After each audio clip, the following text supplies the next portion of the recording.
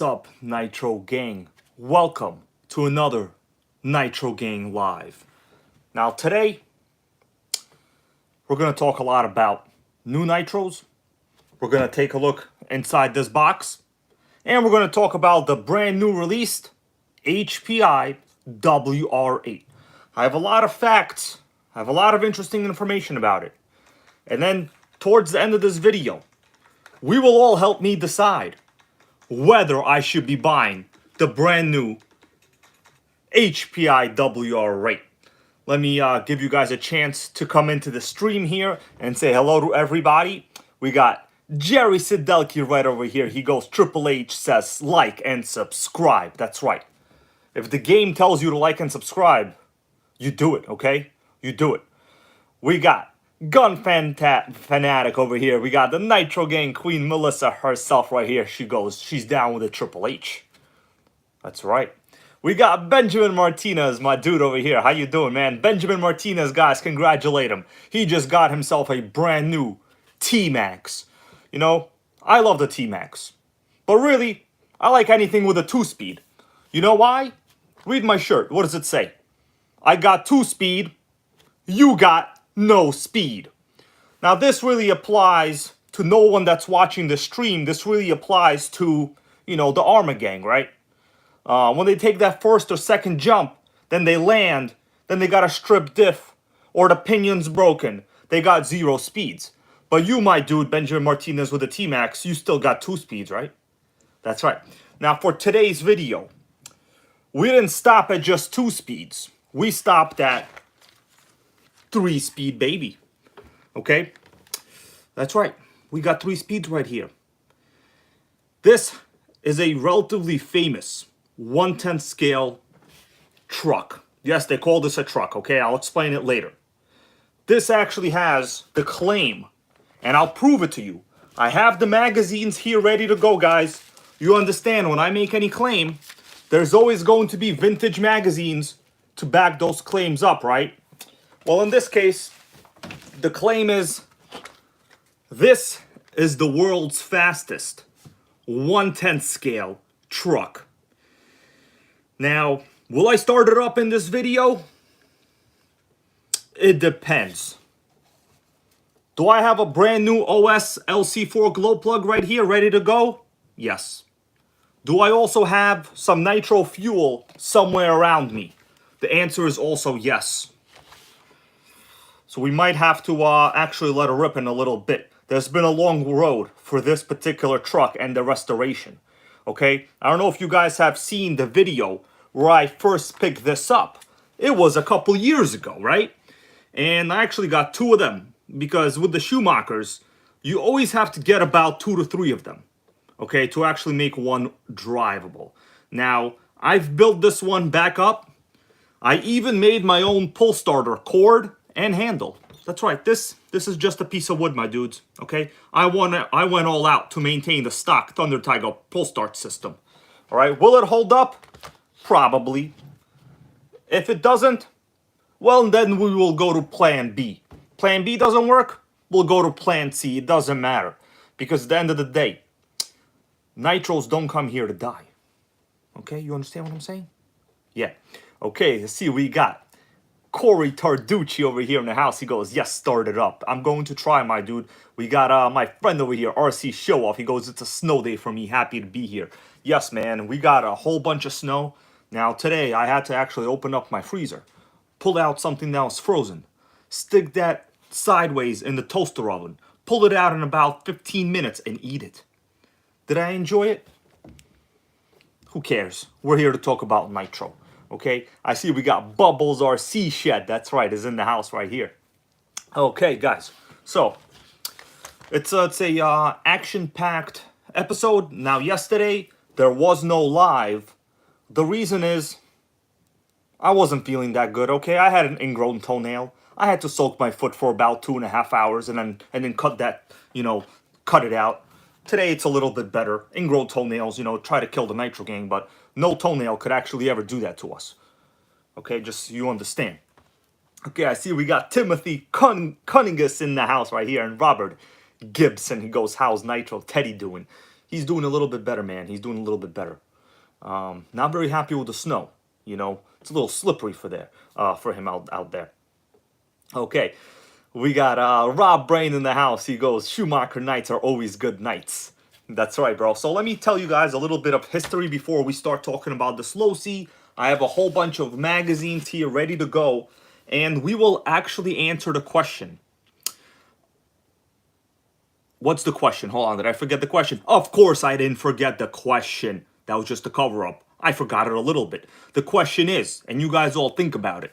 You see how right here it says 70 engines? Well, we got a lot of engines here. But there's a chart in this vintage 2002 magazine. Is this 2002? 2001. There's a chart in here. And the chart asks, should you run a bump box? Should you go sealed backplate? How much faster is a sealed backplate engine, you know, without the pull starter? So you guys think about it. We have definitive answers. We have actual facts. And we will find out whether a pull starter or, you know, a sealed backplate is the way to go. Now, we already have our answer. Obviously, a sealed backplate is better in terms for RPM. But how much better? Does it really matter? Okay, let me see. We got Offna Chicks over here in the house. She goes, new Netflix series. Yeah, man. I actually had to cancel my Netflix subscription, you know, because Nitro, you know, buying a lot of Nitro. Today, I'm going to be trying to buy one today. Okay, hopefully it'll happen. I don't know if it's going to happen, but it's going to be fairly interesting. Okay. So, 70 engines in this 2001 Radio Control Car Action magazine, guys. Now, I got something else here that is a little bit special. Okay, we're going to talk about all of this. All right? You know what's in here? Let me pull it out for you. Off the chicks. Are you ready for the pullout? Okay, are you ready?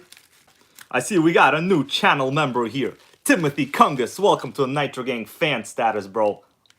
I'm very grateful. Okay, so in this video, whatever donations come through, I will most likely be putting it towards an RC that just came out. Okay, but let me show you right now what this is. So this right here is the last ever 2016 30-year anniversary HPI catalog. Okay, off the chicks, I did it slow just for you. It was hard to fit it all on camera, in fact, if you know what I'm talking about. Okay, so in here, I'm going to flip to a page. Do I remember which page? Probably not, but I'm gonna try to remember. Okay, here we go. Hold on. Yeah, this is it. So guys, this is what we're talking about. This is the outgoing Hpi WR8. HPI is back with it. So in this video, I probably will make a decision whether I should be ordering one right now. They're retailing for 500 bucks. They're in stock. The thing is, no one really knows much about the WR8. The reason is, they were only sold for like, I think, a year and a half or 2 years before they got canceled. And there's no speed claims. Now, if you notice on top right here, right? It says 60 miles per hour. But also it says flux. The problem is, no one actually knows how fast the G3.0 model is. Okay, so we're going to take a look at all of this. There's really only one person that I know that has the WR8, and it is Nitro Mike. One of my friends, you know, he just came out with a new video, sickening video, Nitro Mike. He got an engine. Engine is quite great. So, the thing is, in his video, there was a speed claim, but like there's no way it was that slow. So, does anybody actually know how fast the HPI WR8 is? Because even in this catalog, they don't make a claim on how fast the Nitro model is. It's only a claim on the Flux model. So, I don't know, man. I might be the test guinea pig for the WR8. I don't know anyone that currently has one other than Nitro Mike. And his is the outgoing older version, but it's basically the same drivetrain. Okay, let me read this right here. We got Matteo Diaconti goes, hello here. We are watching you from Uruguay. Nitro for life. Thank you, man. Yeah, we got viewers all over the world. You know, my dudes? That's right. We got Hot Rod 67 RC. He goes, what's up, everybody? How you doing? All right, so give me a second here. Oh, we got Joseph Watkins. And we'll begin talking about stuff that we're supposed to do. We're going to be unboxing this, okay? And this is available right now. It's in stock at A-Main. Okay, there's a link to it if you want to get it. It's not a cheap Nitro, okay? It's not cheap. I'm not going to tell you it's cheap, but we're going to open it. Honestly, this box is quite huge. Look how big this box is. It's quite big, okay? So give me a second here, and we will come right back to talking about Nitro, okay?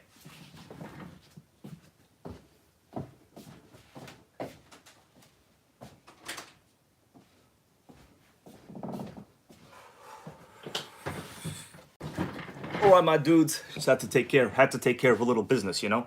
Okay. All right, we got Mike Manzo in the house right here. And we got Jay-Z 4 Days. Schumacher, you're talking my language today, man. I'm glad you're here. Okay, so I have, guys, a very rare radio control Nitro magazine here at my disposal. And in this magazine, there's an original review and speed claim on this Schumacher. Okay, now if you're wondering, what is RC Nitro? Did you guys ask yourself that question? Like, where's the NitroGang hybrid over here? Where's he getting all these RC magazines? Well, years ago, Radio Control Car Action magazine had a division that was devoted to 100% Nitro. That's right, and that's what this is. This is 2002. Quite sickening. Now, guys, let me ask you another question. Has anybody seen the digital version of the newest RC Car Action magazine? Because there's something interesting in it. Okay, I might show it to you right now. Do you want to see what it is? It's very interesting.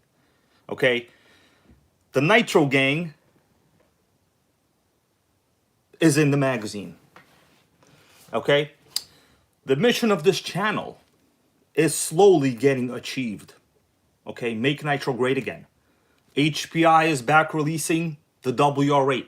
Now, did I really want that one to come out? Well, it's better than nothing. But really what I asked for, let me show you what I wanted HPI to release. And we're going to take a look at this as well, because this actually has a big segue into what we're going to talk about. Let me open this up for you, okay? You guys have an idea of what I'm going to do right now?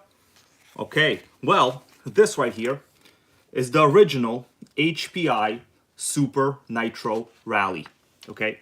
Super Nitro Rally, my dudes, okay? Now, I made a video a while ago where I said I want HPI to bring this back. So what did HPI do? They brought back, I guess, that body, because it's the same body on the new WR8, right? But it's not the Super Nitro. But it doesn't matter, it's still a Nitro. So guys, let me show you a little bit of something.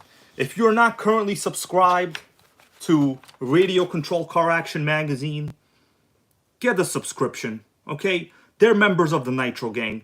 We got Jeremy White over here. How you doing, brother? That's right. Let me show you something before we continue. I think it will blow your mind. You know, we're all here watching a live stream. You know, what is the NitroGang? Do people worldwide know what that term is? What does it stand for? Well, my dudes, let me show you this. Are you ready? Adam J over here. Adam J. That's right. He just put something in the stream here. It's 100% true. So let me show you a little bit of something that's in the new Radio Control Car Action magazine. It will most likely blow you away, just like this Schumacher 3-speed baby. Okay? Okay, so let me show it to you. Going to go over here, click on a link. Are you ready? This is you guys. Whoa, what does that look like to you? That's right. We are officially in the RC Car Action magazine. NitroGang founder and Nitro RC YouTuber. Yeah, that's basically me. right here. So you guys can join. We're going to be featured in this issue of the magazine, which is March. It has not come out yet, but we're in it, my dudes. Let me show you my version of what it looks like. Well, it looks like they signed me out, so I'm not going to show you my version. That wasn't me. But we got ourselves a whole 2-page spread. That's right. You see that? I made sure that everybody knows what a freaking 3-speed is. Okay, guys? We made it. You know what? I might log in here and maybe we'll see the whole page. You want me to do that? Let me log in. Hold on a second.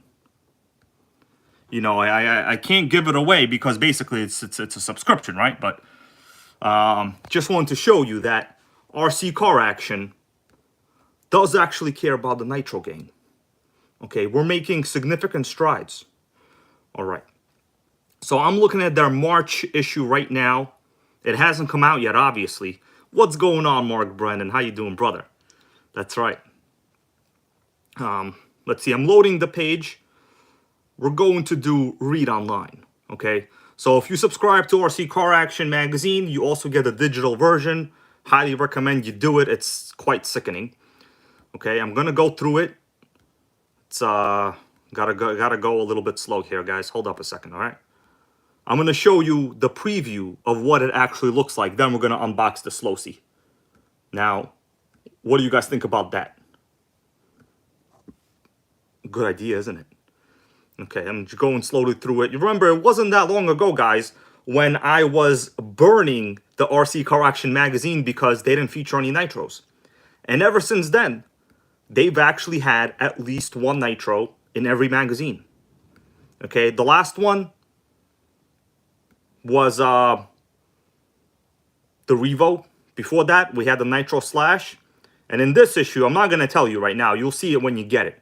But are you guys ready to see what my ad looks like? Okay, I don't want to say ad because this is actually information, right?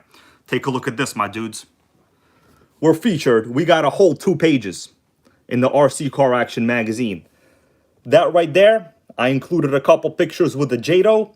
That's me with freaking conversion that pissed me off. That's T-Max Tony over here with a couple fit scales. MGT right there, sickening.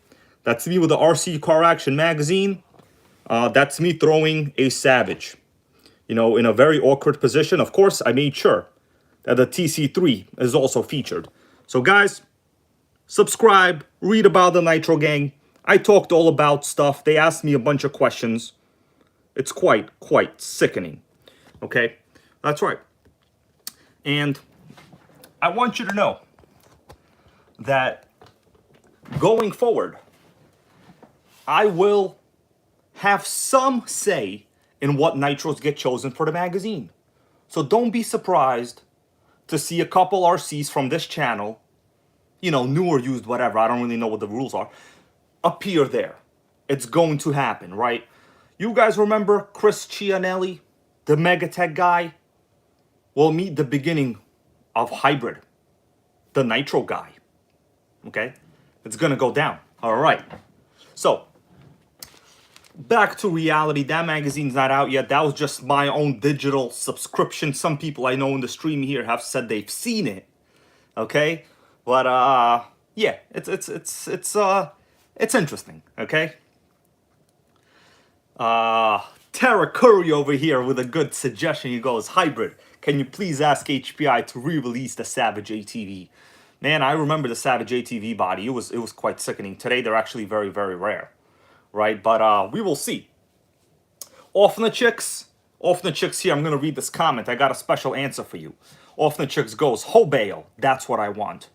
Well, off the chicks, you're gonna see a Hobale on this channel within the next 2 weeks, guaranteed. Within the next 2 weeks, okay? It's gonna be a Hobale. It's gonna be quite sickening, and it will blow you away. You should be sitting when you see it, okay? Maybe even laying down.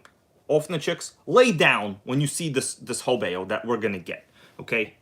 All right, let's continue because I could honestly talk about this stuff forever, but we only got a certain amount of time, do we not? That's right. Okay, guys. What should we do first?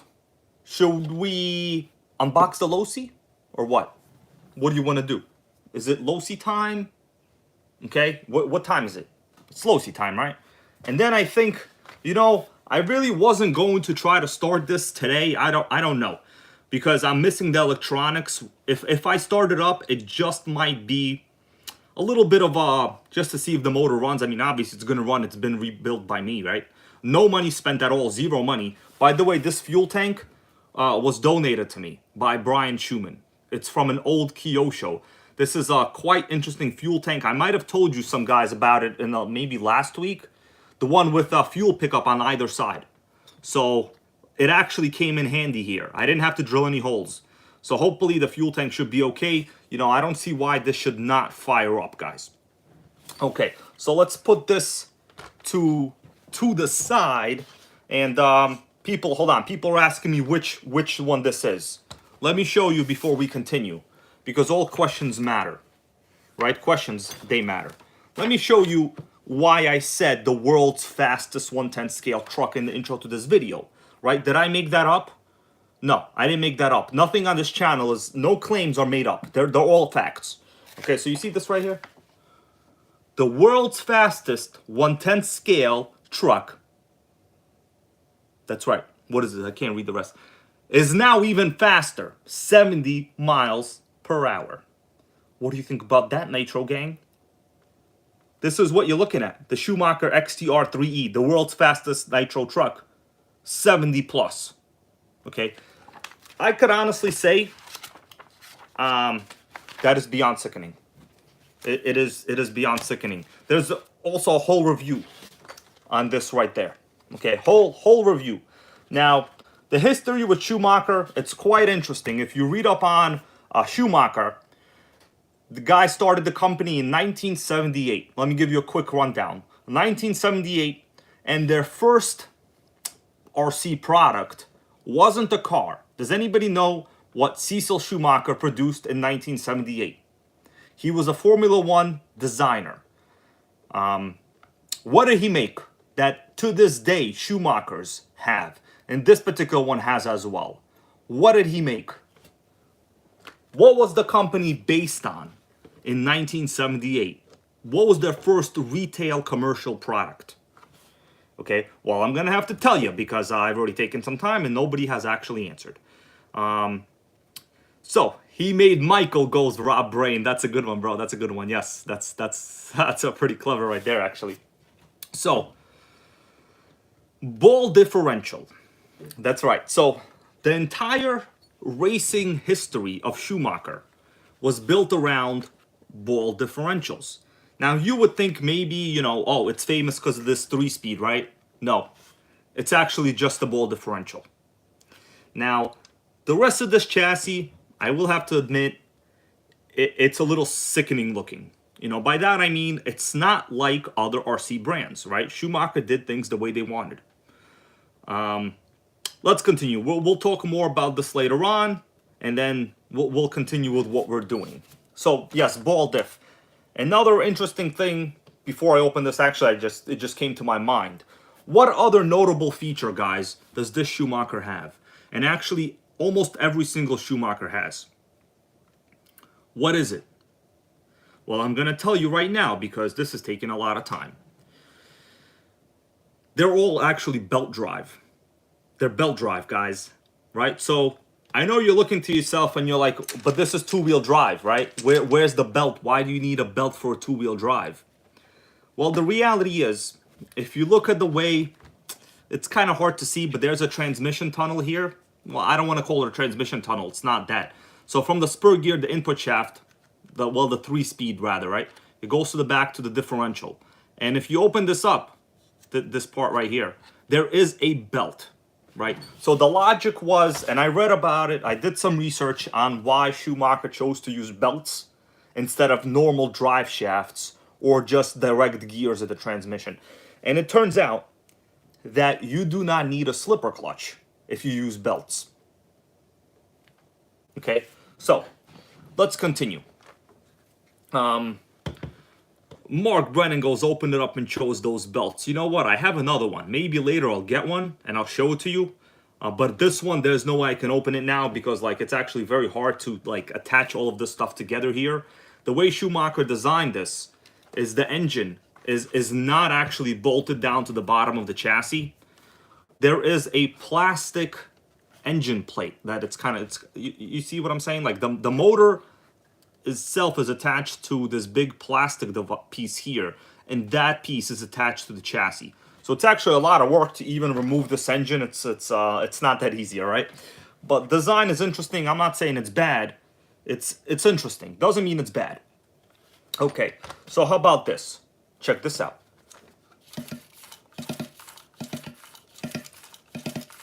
It's spinning, guys. It's spinning. What do you think about that?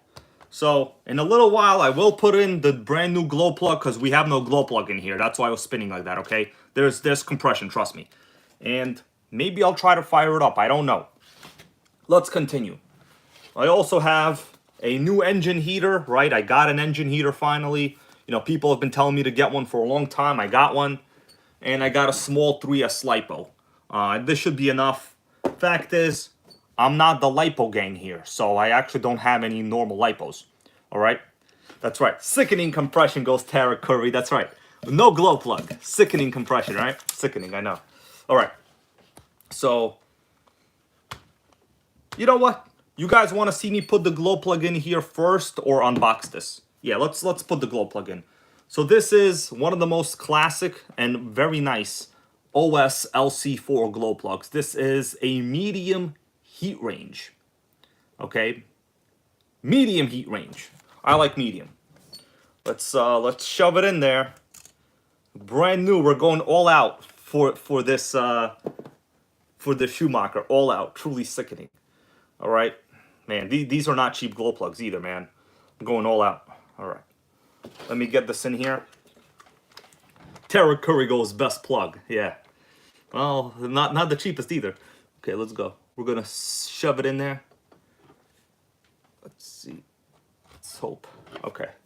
Let me just do this correctly here. Okay, yeah, it's in. All right. Now let's check the compression now. Just going to check a little bit. Hopefully the cord I made here and like this thing doesn't break. Whoa! Sickening, guys. Now that is compression. Ugh. Ugh. That's right, my dudes. It's gonna fire up. Okay. All right.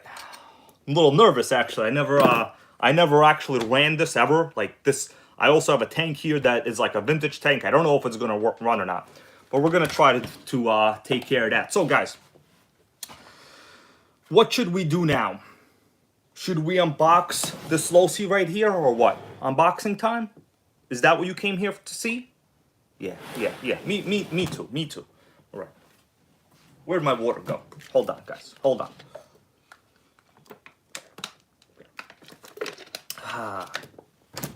Okay.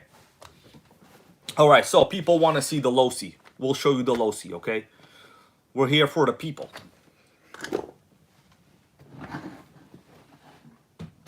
Okay. We'll get back to starting that in a little bit. Let's unbox this, then we'll try to start that probably. I'll see. And then we'll talk about the WR8. So who wants to see me buy the WR8? Okay, so clearly HPI is not going to send me one. I'm going to have to buy this by myself. Okay? Yeah. They must have not liked my Savage reviews. I don't know. But I thought they were quite great. I mean, I don't know. I showed their Savage hitting the 2-speed. I didn't really talk about how, like, when you buy it, it doesn't hit the 2-speed. I didn't say any of that, right? But, yeah. It looks like HPI is ghosting me right now. Okay? So I'm going to have to buy it. All right. So, Losi 8T. So this one is from a main, okay? Super sickening box. I see we got a good comment here from Adam J. He goes, we need a top speed test. Buy it, yeah. So actually, that's one of the big problems with like the WR8. Nobody knows the damn top speed, okay? Oh, we got Torque Nitro over here. Goes 2-speed baby XTR-3E. Actually, bro, That's a 3-speed. Okay, that's a 3-speed. For real. So this is 1 speed is all you need sometimes. But like with Losi, you guys know my opinion of the Losi buggy is, why are they so slow? Apparently, you need a specialty short track for the Losi buggy. That's what you need. I never came across a short track for a 8-scale buggy, but apparently they're probably somewhere like the Rainbow Road in Super Mario Kart, right? In Mario Kart, the Rainbow Road. All right, let's do this. You guys ready? All right. So let's take the box off. Let's take the cover off, rather. Shit, what am I saying over here? Okay. Let's do it. We're gonna see how it actually is. Okay. Well, what do you think about that? Actually, very huge ass box. I have the Losi buggy in another room. I might get it in a little bit. All right. You guys ready? Should we tip it? Whoa. What do you think about that, my dudes? Brand new Losi buggy, freaking heavy over here. I gotta say, it's quite impressive looking. It's quite impressive. I'm not sure if this is taken out of the box. Like, well, no, hold on. What the hell am I talking about? Let's see what we got over here. Does it smell like anything? I gotta say, the smell is almost non-existent. What happened? Losi wanted to charge you extra money for the smell? Is that what happened? I'm not sure. That seems like what happened. All right, let me see if I could just take this out 1 second. Okay, so we got just this over here. All right. Right. It's zip tied. They freaking zip tied it. Okay. What do you guys think? Should I remove the zip ties? They zip tied it. Here it goes. Okay. So the rest of this box, there's like a manual in here, right? Manual, some crap, radio over there. We're not gonna talk about the radio right now. We're here to unbox this.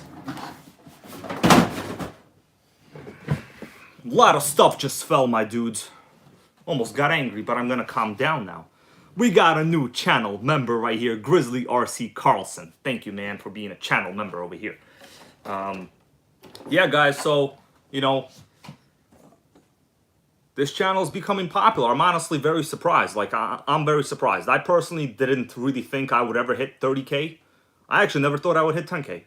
And now I don't think I'll hit 50K. But if it happens, we'll be happy. If it doesn't happen, we're still going to be on the same mission of making Nitro great again, right? I'm not trying to chase those subs. The subs are here or they're not here. But you know what's always here? You guys and the Nitros. All right? What do you think about that?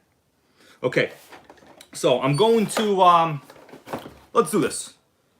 Yeah, it's zip tied all around. So I'm curious to see how much bigger this is compared to the buggy. So I'm going to get the buggy in a little bit. But give me a second here, guys. All right, so we're going to remove these zip ties. Man, once you take those zip ties off, you've lost a ton of money, my dudes. Okay? All right. 1, 2. There's more in the back. All right? Losi really zip tied the shit out of this one, so to say. Okay.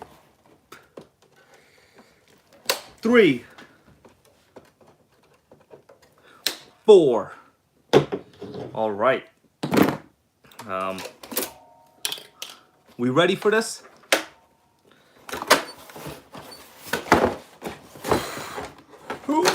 There we go. All right. Let me put this to the side. Yeah, man, this thing is quite sickening, actually. Oh, there's stuff in this box. Okay. Oh, I thought this was just a space saver, but it's actually a box full of stuff. We got a donation here from YouMadBro2427. I like that username. I'm gonna answer this question, then we'll talk about this Losi, right? So you mad bro goes, what should be my first nitro? Man, that is a good question. You know, you really have to tell me, like in the chat, can you please tell us how much money you're looking to spend? Then I can give you a proper answer. Because if it's under $350, I would say the Nitro Slash. If it's in the $400 to $500 range, I would say still another Traxxas product. It's basically always going to be a Traxxas product, right? Because they're reliable, they're good, you can't kill them. A lot of parts, right? So tell me what price range. Okay, so you mad bro goes under 800. In that case, I would say buy 2 Nitros. Okay, tell me, do you have like a brand preference? Some people, they really don't want to deal with Traxxas, but it's a good first Nitro. It's very good, right? This is a good any Nitro. So this Losi, actually, it will not piss you off. So there's a link to this. Okay, so I took everything out of this box.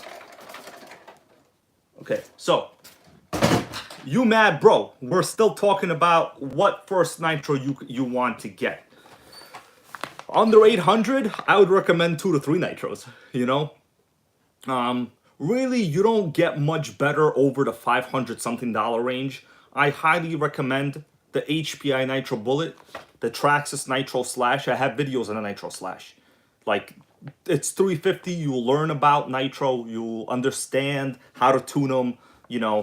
And, you know, for your first Nitro, I never really recommend going all out. I don't recommend building a kit. It's just making sure you have a positive experience and it doesn't piss you off.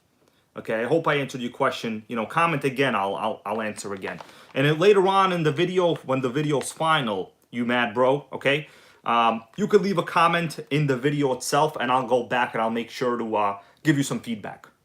Works? Okay, so let's take a look at what this Losi came with. So we have a bag with the wing. We got the wing over here, the Losi 8 wing.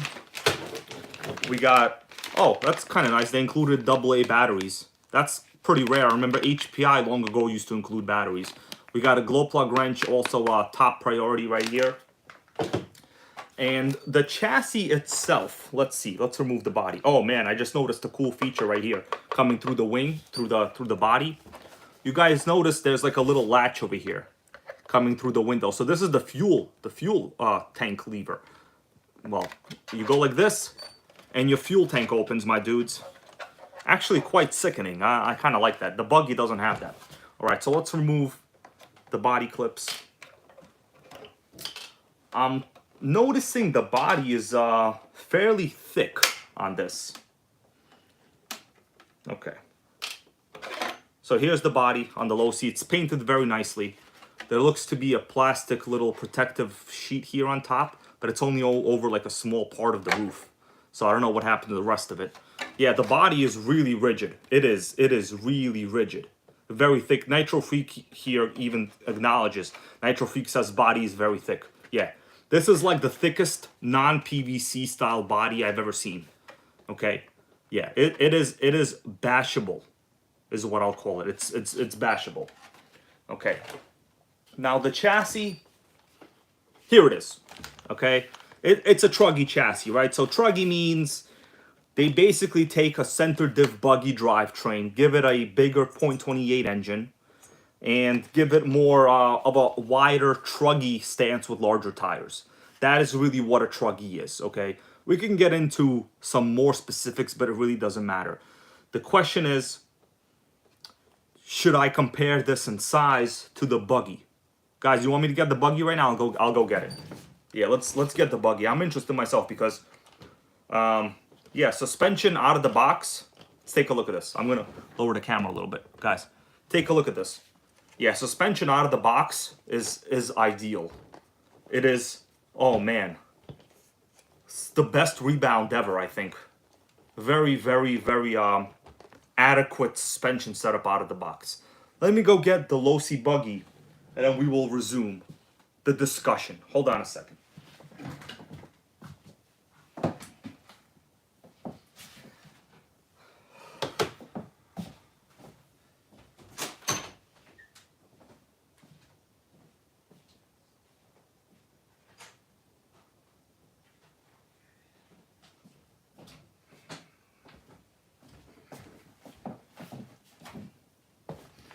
All right, guys.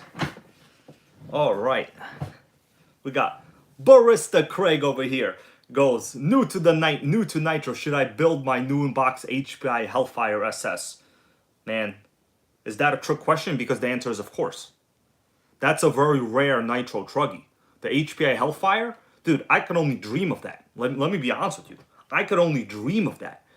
But the question is, should you just get it ready to run as your first Nitro and keep that one for later? I don't know, because the learning curve on something like that, it's going to be a little substantial, I'll say. You know, you don't want to make any mistakes with cars like that because you're not going to be able to get parts.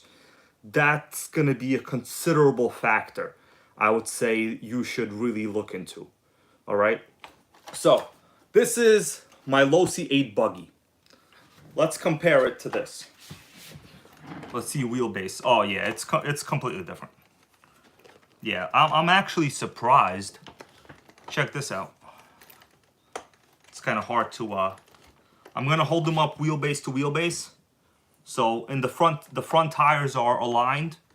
The wheel hubs are aligned. Yeah, it is shorter, right? You guys see that? Yeah, it's shorter. Okay, what about lengthwise?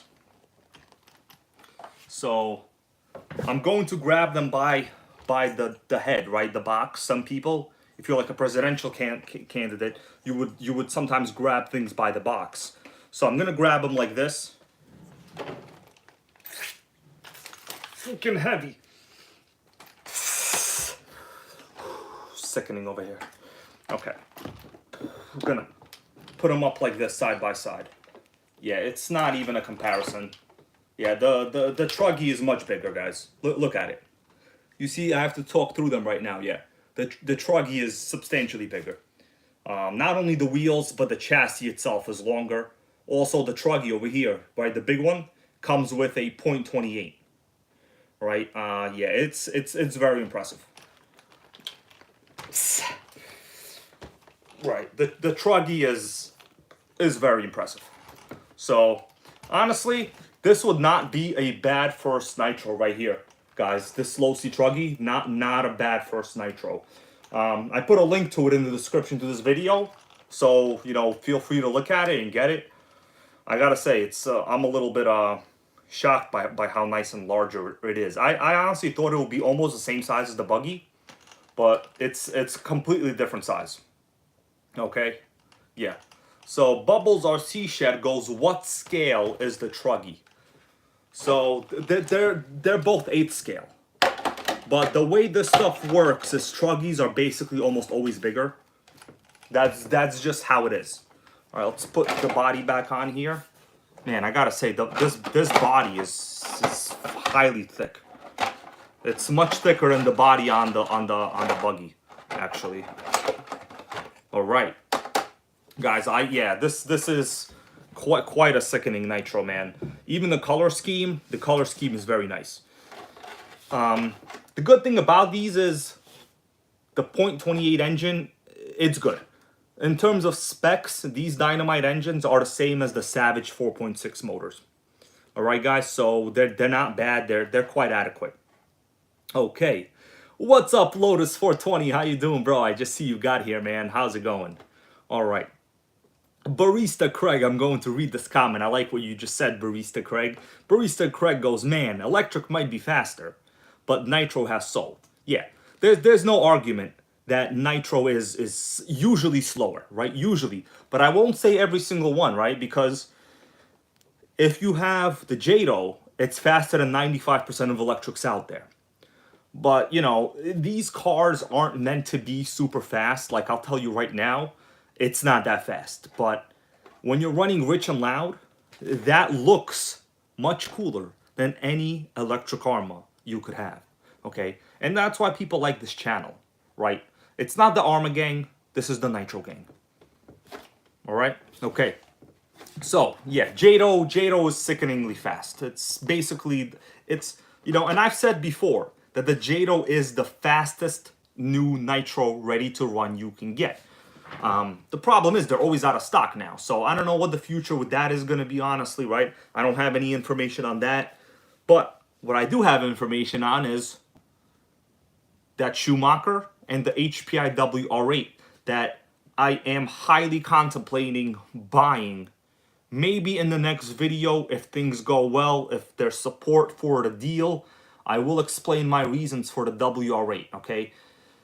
And we gotta make Nitro great again and support them, right? That's what we gotta do, okay?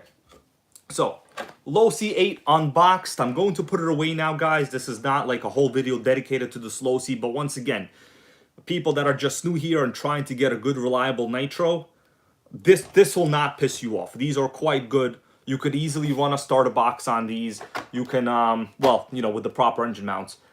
Pull starter is good. Parts for this motor are everywhere. They're cheap. This motor is inexpensive to replace. It starts fine, okay? There will be a break-in on this in the future, but not today. So, let me put this away, and you guys want to start up the Schumacher, or what? I honestly don't know how it's going to go. It could go bad. The clutch could be busted. I don't have electronics in it right now. We're going to have to see. Okay, Sam S here with a good comment. Sam S goes, the Big Red fits over here. Yeah, so the Big Red, if you guys are looking for a better engine, let's say you want a little more power than this, or the Savage, the Dynamite Big Red is a little bit more power. It's basically just more ports. Okay, it's like in the mid 100 range, price-wise. They won't try to kill you. Okay, let's put this to the side now. Losi 8, my dudes, okay? Right.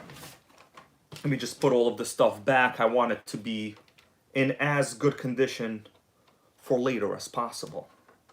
All right. Oh man, these body clips are trying to kill you over here. Who made these body clips? Man. Ugh, can't even put them in right here. The body clips are sickening. Okay. So, yeah, guys, we're gonna get on the Schumacher in a minute or two right now. Let me just put this all back together. Man, freaking body clips are super tight. Man, it reminds me of a certain. Okay, well, we're not gonna get there. Okay, so very nice, man, and I'm surprised it's actually bigger than the buggy. I didn't think it would be that much bigger, but it is.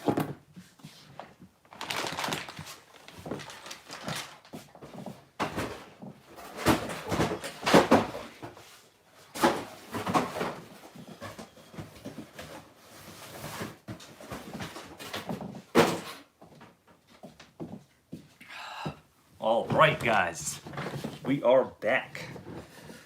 So, this is my Losi, and you know, this is also a good buggy to get. They're in stock. I just checked at A-Main also. They're like in the mid 400s. You can get like a small coupon on them. They're very good. Okay. All right, it's time. I don't know what's gonna happen with this. I'll be honest with you. All right, I go into these streams, guys, with basically no prep work. Right, the only things I prepare ahead of time are usually a drink, which today I only have water, and my RC magazines. All right, so I'm going to we'll talk about this in a little bit. Let me just show you a quick little clip of this vintage RC magazine. You notice it says 70 engines. Well, guys, the Novorossi made HPIs are in here. Let's see what we got.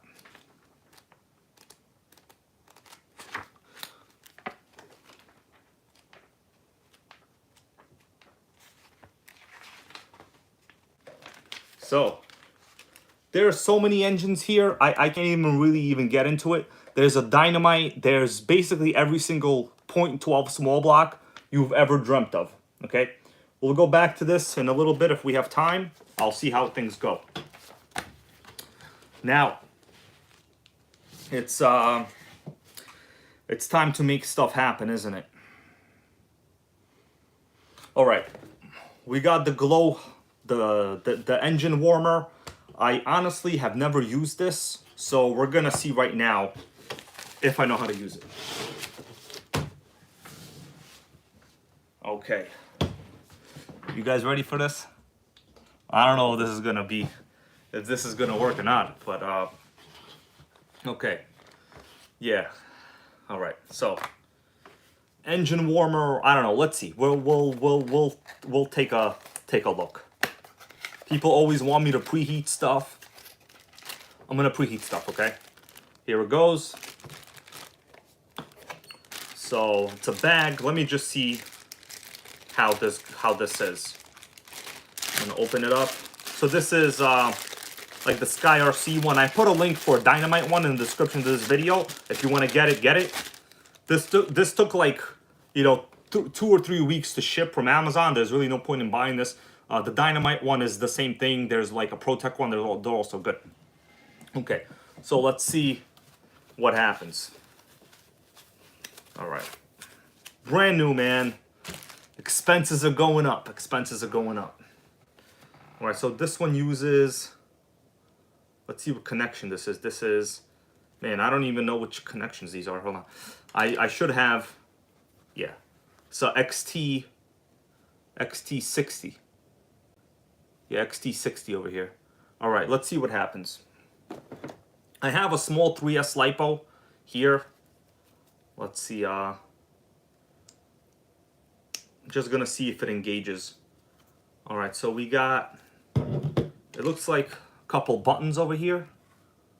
Let me see what happens. I'm gonna press one of these buttons. Oh, okay, the light goes on. How you turn it off? Let me just, oh, yeah, I feel the heat. It's hot already. I'm touching it. It's getting hot. Okay, so you know what? I'm gonna turn it off. I'm gonna power it on. Yeah, so I just tested it. Oh man, it's really hot.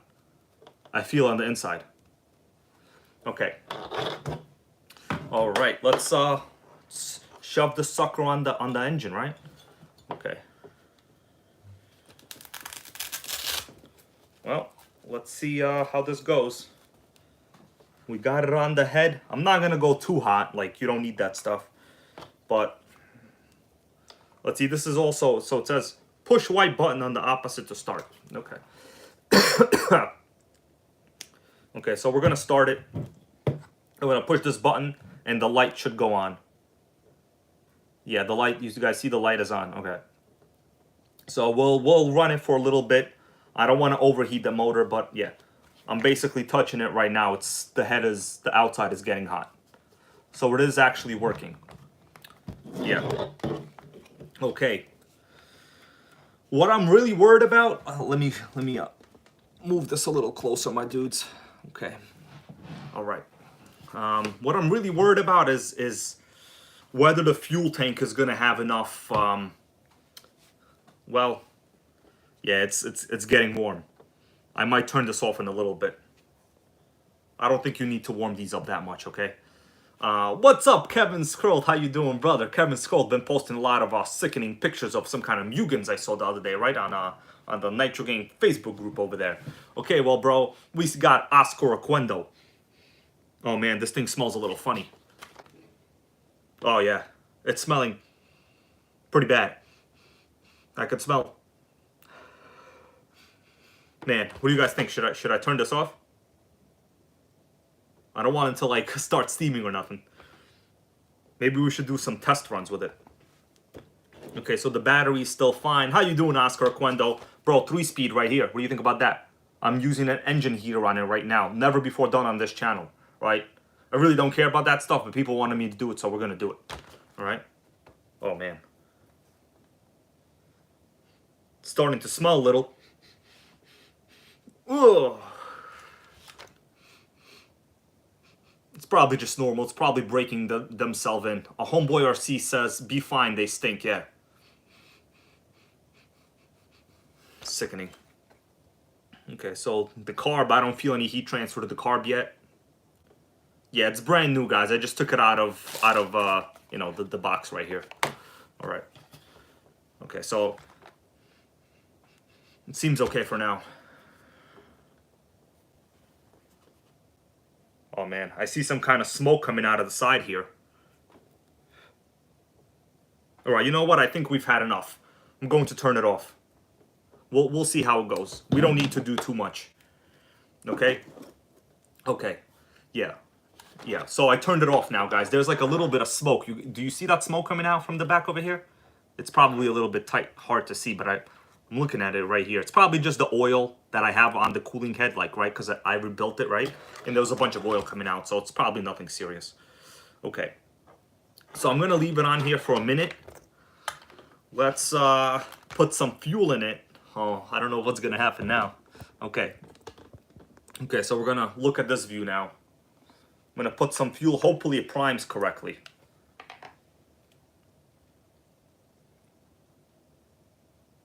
Okay. About half a tank. That's all you need.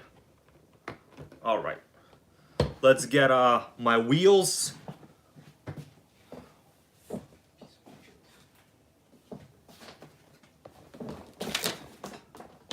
Whoa. There we go.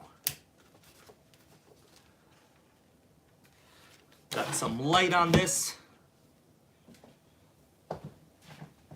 Okay, guys. Are we ready?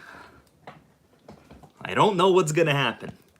Guys, I'm gonna put it on some wheels because I'm not sure on the situation with the clutch. You know, it's an old clutch on this, okay? We're gonna see. So, wow, the exhaust is coming out this way. So I'm gonna have to like position it like this. Okay, here we go, guys. We're gonna look at it this way. As soon as it starts up, I'm gonna have to get my my trusty hose over here on it. Let's see, I'm going to see if I can fit this hose on it. Oh man, sickening. Hold on. All right. Okay, here we go. We got the hose. As soon as it starts, I'll put the hose out the window. All right, actually, let's just do it now.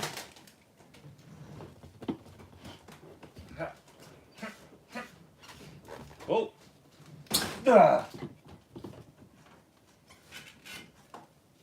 All right, we got a lot of weird back pressure issues going on right now. You guys see that? The hose is going out the window. It's quite sickening. What do you think is going to happen? I honestly don't know. Let's see. We got no electronics here, really. So I'm going to have to manually control this and probably get the tune going okay. Guys, wish me luck, okay? Sunday, or I mean, whatever day it is, Saturday Nitro. Okay, so I can remove this now, I think. Yeah, it should be fine. I didn't preheat it that much, whatever. Just... the motor is warm. It's not hot. It's warm. Okay, it should be okay. All right. Here we go. You guys ready for this? So I'm going to prime it first. The prime job is the most important part of this. Okay.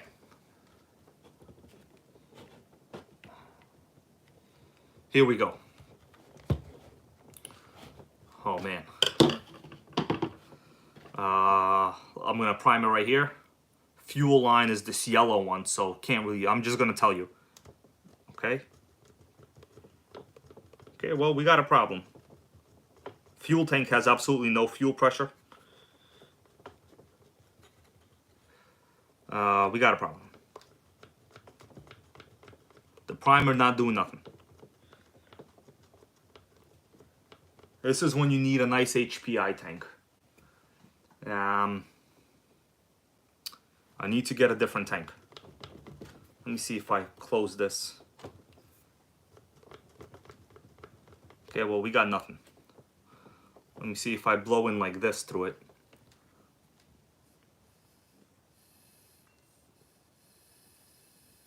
Huh. That's the wrong direction. The hell am I doing? Okay, blowing through the wrong direction, guys. Idiot. Okay.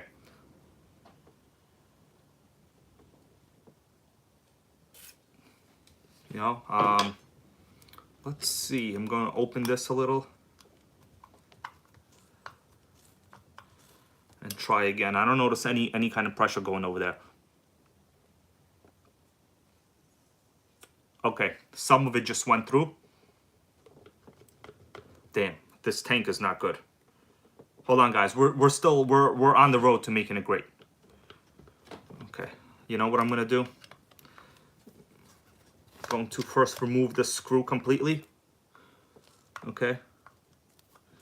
Yep, guys, blew the wrong hole. It happens. Let me remove this completely first, make sure it's not. I repaired every single part here, but let me just make sure that the high-speed needle itself is okay. Yeah, the needle seems fine. Okay, we're gonna put it back now. You always gotta do this stuff. Like when stuff doesn't prime, you gotta start removing things like this. Okay. Okay. Okay, we're gonna keep it like this. I'm gonna try to blow again through it. No, actually, we're gonna. Yeah, I don't see any fuel. Okay, so I'm gonna open up the throttle now. Okay, I'm gonna open the throttle manually, and yeah, the fuel tank doesn't build any pressure. I don't see fuel going in. Okay, so yeah, I opened the throttle. I didn't see any fuel going in. We're going to do. It's okay. We're gonna get it going. I'm going to get a different fuel tank. Hold on, guys. Yeah, it looks like this fuel tank. I don't know. Maybe the O-ring is bad. All right. Who wants me to replace the O-ring right now? You see this O-ring? You guys see this O-ring? I can replace the O-ring right now. You want me to do it right now on video? I'll do it right now. Well, I'm gonna run out of O-rings soon, but should we replace the O-ring on the tank itself right here? You see this? The O-ring on the lid? Okay. All right, I'm gonna try to do it.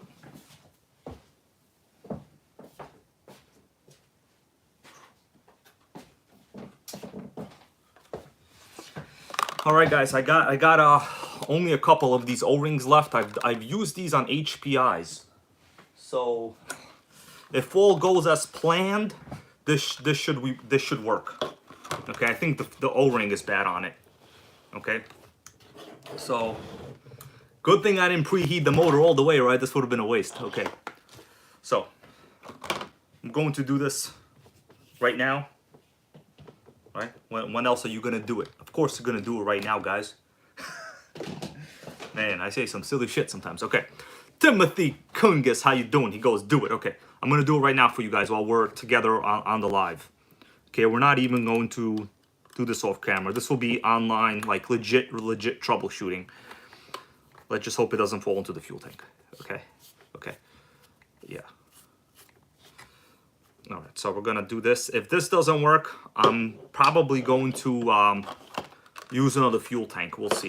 Okay, so we're doing. All right, so I've removed the O-ring. This is the old O-ring. I could tell it's old. Like I remember them using these reddish ones all the time. All right, Physic, how you doing, bro? Okay, I'm gonna get this new one. It's basically the same size, not exactly, but it should be okay. All right, let's install the new O-ring. Okay, no, it goes around here first. What am I doing? Okay, hold on, my dudes. Okay.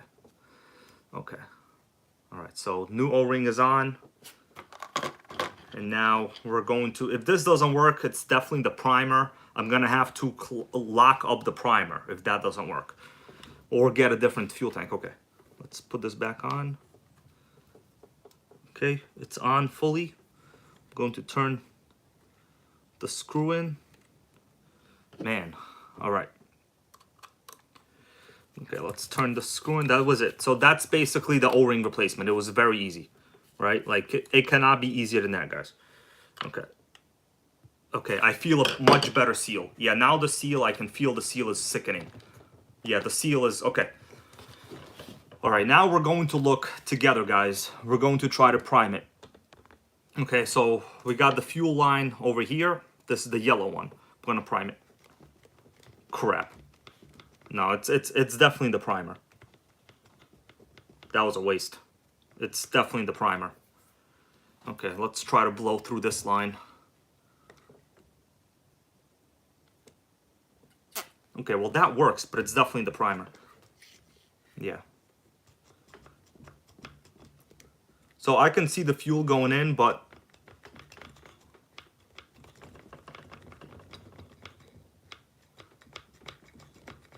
It's definitely the primer that's bad. Okay, so I need to think of what I'm gonna do now. Hold on, my dudes.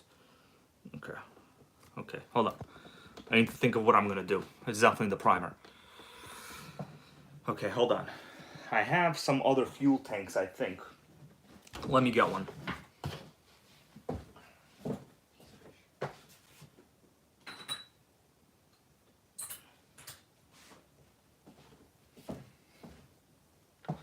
All right, we got another fuel tank over here. This is a Red Cat tank. I know it doesn't leak. It's also not the best, but it doesn't leak. I need to just get this in here, and then hopefully it doesn't obstruct. I mean, it should possibly start. This is like bad fuel in there, so I'm actually gonna have to like get rid of this fuel. Let me go pour this fuel out, okay, guys? Hold on a second. One second.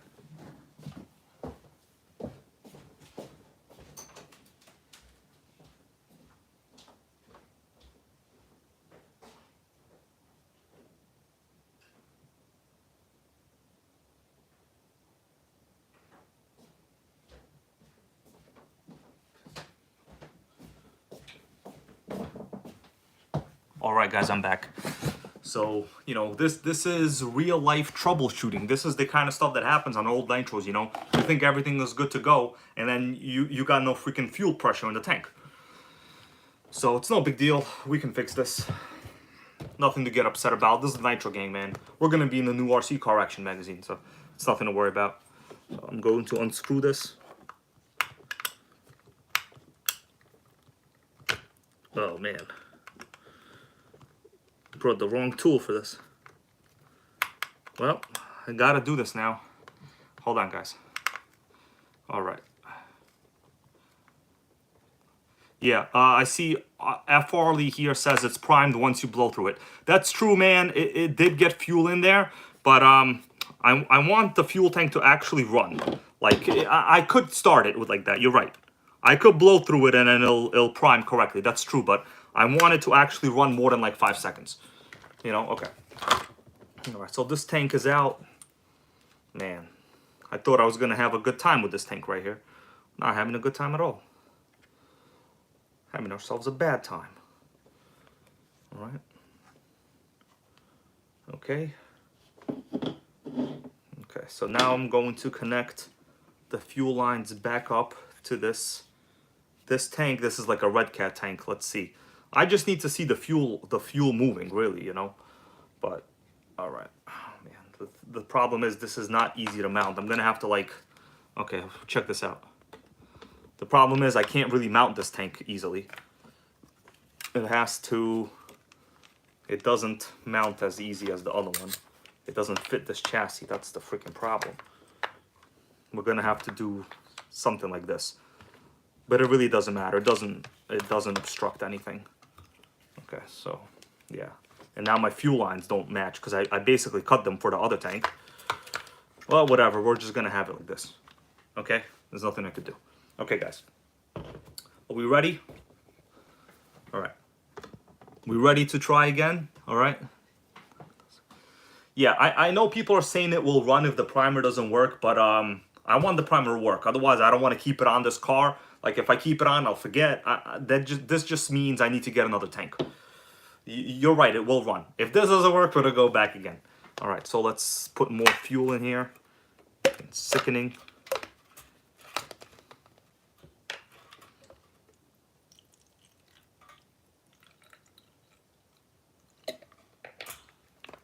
Okay.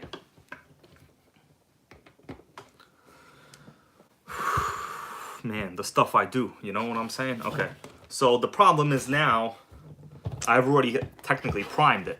So what we're gonna do, we're going to observe now, all right? Since I've basically halfway primed it already, you guys see there's like fuel bubbles. There's fuel bubbles in this line.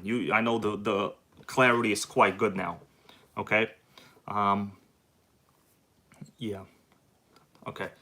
So let's continue. Yeah, a lot of people are saying it'll still prime. Not really. Okay, so I'm going to now plug the exhaust, and we'll just observe the fuel, see what happens as I pull it. Oh man, this is bad view over here.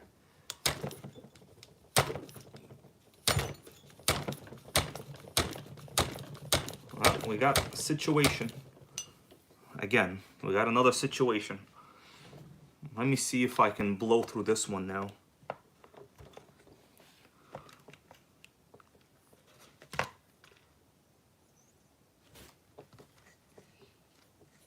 Okay, so I think my low speed needle is wrong. I'm gonna turn it out a little. Okay. So it's possible the low speed needle was clogged also, closed. I'm going to acknowledge a comment here from Benjamin Martinez. Benjamin Martinez says my tires are crooked. You're right, man. Unfortunately, this is the way I got this, and I don't have another matching tire for this, so they're basically reversed. Yeah, all right. Let's continue. All right, so it might be okay now. It's the damn low speed needle also. I think it was incorrect.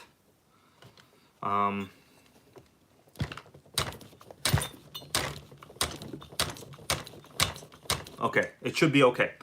All right, guys. All right, David Laverne Lacrosse. Yes, guys. It's honestly been so long since like I worked on this, I kind of forgot. Look, okay, you're gonna have to forgive me. All right, so I'm gonna try to fire it up right now. So we're gonna have to see. I don't know what's gonna happen, but let me get the exhaust stuff here positioned correctly, and I will move it this way, I think. Hold on. I gotta position it so I can actually see what I'm doing. Oh, man. I don't know, guys. What do you think? Maybe the old fuel tank was okay. You think I should put it back? Maybe it wasn't bad. Maybe I had the needle closed. But, I mean, the primer should still work, right? Oh, what's up, Woogie Nitro? How you doing? I don't know. Maybe it was my error now. But we'll just try it like this. Nothing else I could do now. It's trial and error. Man, I don't really want to have to run this tank. It's kind of freaking crooked. Okay. Oh, Barista Craig, how you doing? I'm going to read this. This looks like an important comment and a nice donation from Barista Craig. Thank you, man. He goes, new to the channel, Nitro, but not the hobby since 1996. Few years back, pick up some Nitros I always wanted. I have a 3 MT2s and all HPI options, Nitro Firestorm, and building a TLR 22 4.0 with the OS 18TZ, man, that's sickening. I have the 18TZ, it's actually the only engine I ever killed. Nitro MT2, my favorites, bro. I have, how many do I have? 3 of them now, right? Yeah, one with OS 18, CVR, one with like 15 SS engine that I'm repairing. The video on that will be out soon. That was actually going to be today, but we're doing this. Okay, thank you for that, bro. Let's continue. If this tank doesn't work, I'm going to go back to that other tank. If that tank doesn't work, I'm going to get one from an HPI. It doesn't matter. We're going to be here all night.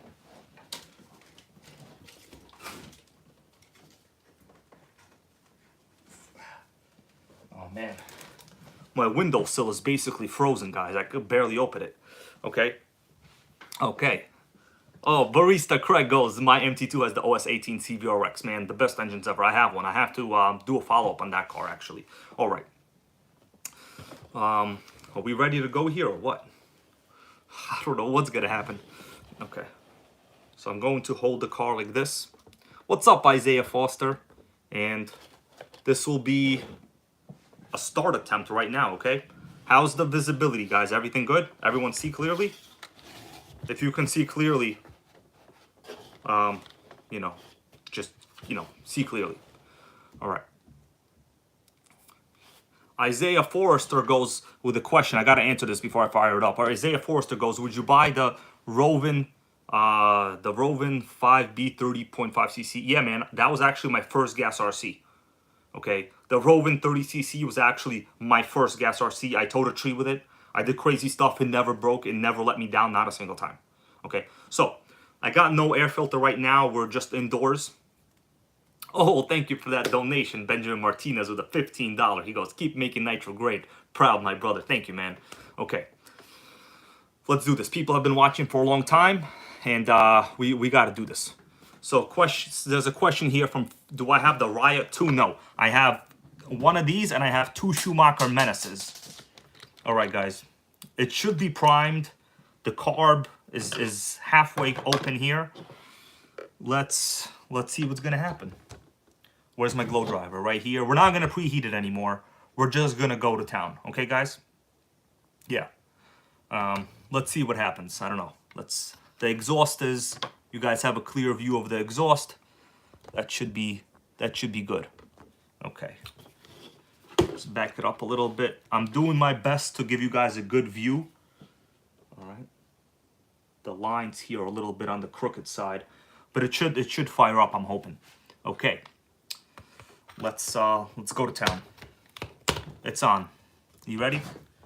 I don't know. I'm a little ready. It might not be fully primed, so hold on. Oh, guys. I heard it a little bit. Did you hear that? Oh, I heard it a little bit. There's also a ton of 3-in-1 oil in here when I rebuilt it, so I heard it a little bit. It ran like a couple cycles. Let's keep going. Okay, so this is the view. This is the best view in the world. Okay, if Pam Anderson was here, this would be the view you would get. Let's go to town. I'm a little nervous here. Okay.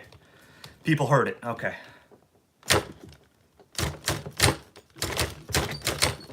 Oh, yeah.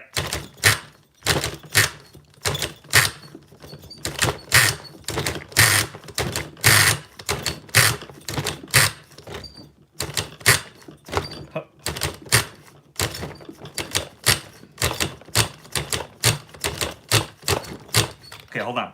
So it's firing up. We gotta open up the throttle a little bit, yeah. Since I don't have any actual proper radio set up, I'm gonna have to like do this manually. Okay. I'm gonna have to use the idle set screw to do it. Hold on, guys. I'm gonna have to open it up with the idle screw, okay? All right. Yeah, we're gonna open the throttle, guys. And I hope I didn't flood it just now, but...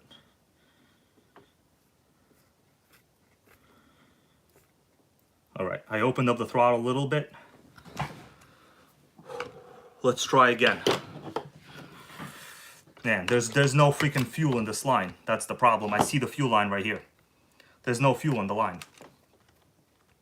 We're gonna have to blow through it again. There's no fuel in this line.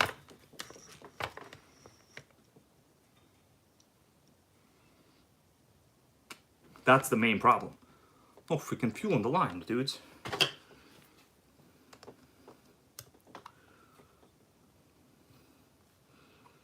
All right, let's keep doing it. 3-speed baby right here, okay?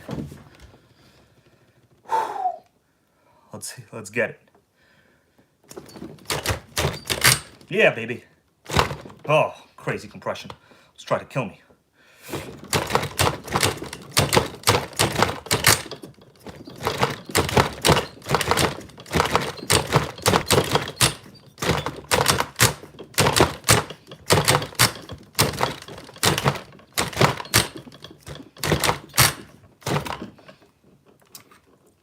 Can't tell if there's fuel in this line. That's the problem right here. Maybe we should preheat it more. Yeah, it's flooded.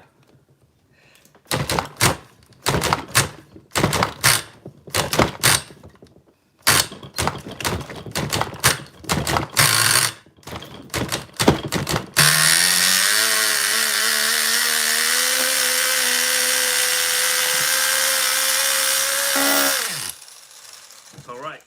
Whoa, that was sickening.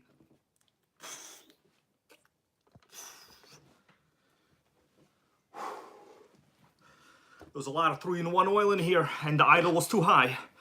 But we're gonna start it again. We're gonna close the throttle now a little bit. Whoa, that almost killed me.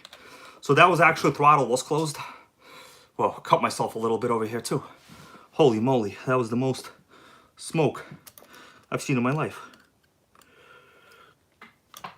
Oh, what do you guys think about that?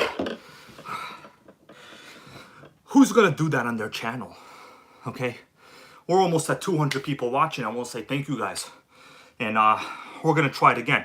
That was some crazy sickening exhaust. What do you guys think about that? Okay. We're gonna fire it up again. Tara Curry, don't you worry. Let me just get a little breather here, man. I almost cut my entire freaking hand over here. Okay.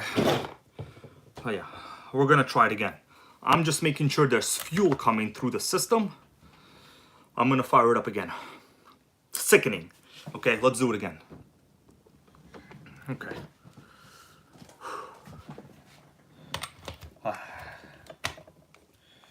All right.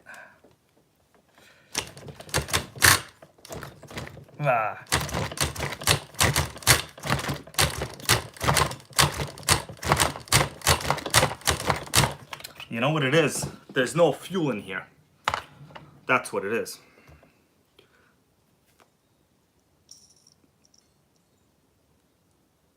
There's no freaking fuel in there.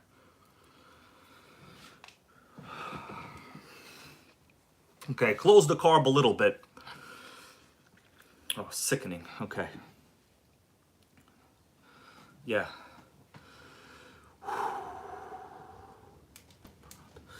Yeah, okay, guys. We got a good suggestion here. I'm going to do it. Okay. People are saying to slap the other tank back in. Yeah, this, it may not be a tank problem. It may be the fact that I made a mistake. So we're going to put this tank back on. We're going to see if it primes again. Oh, man. Trial and error. Well, we know the motor fired up, right? Okay, let me get this back on here properly. Then I will put the other tank back in. Man, this is taking me a lot of time. I still have to talk about the WR8, guys. We didn't even talk about the WR8. Okay, okay. Okay. I'm going to put this tank in now. Let's see how it goes. Yeah, it goes like this. Let's just hope it's fine. Oh. Let me see if this primer works. Well, the problem is I reversed my fuel lines now. That's the main problem. Main problem is I made a mistake. But it happens, you know. Mistakes are part of... Well, you shouldn't be making mistakes, but... Alright, here we go, guys. I'm just getting the old fuel tank back on. Yeah, people just said they noticed my fuel lines are on backwards. Yeah, guys, sorry, my bad. Okay.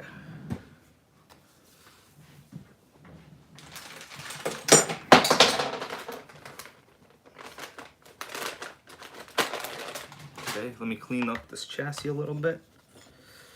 Sickening. This is just a demonstration run, you know, my dudes? Okay. Let me just see if this works.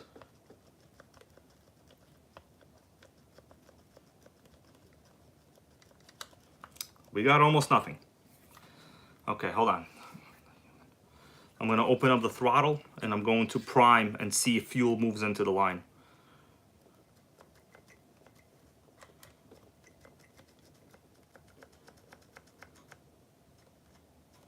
Yeah, there's definitely no pressure in this tank. I don't know what the problem is right here.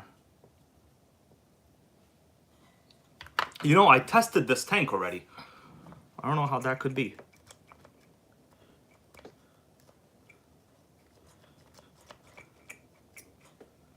Okay, we're gonna keep going. We're gonna keep going. I'm gonna try it again. All right. Let me turn this thing in.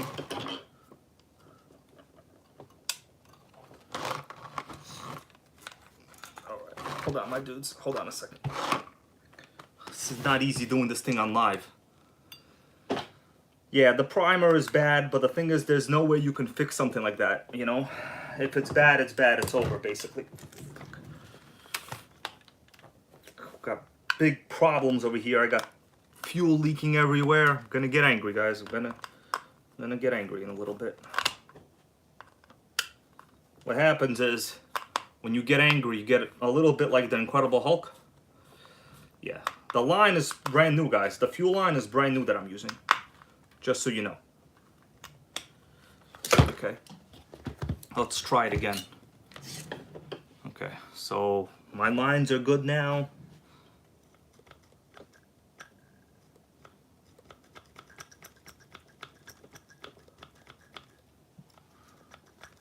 All right. Well, I got nothing else I can do. We're gonna try it again. Sam S goes, don't get angry, get Taco Bell, bro. I got snowed in today. There's nowhere. I'm not going nowhere today. This is it. This is the final countdown right here.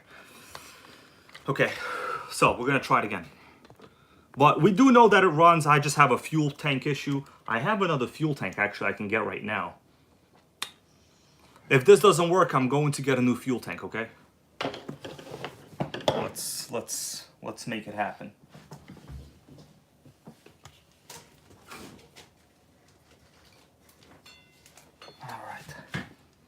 All right.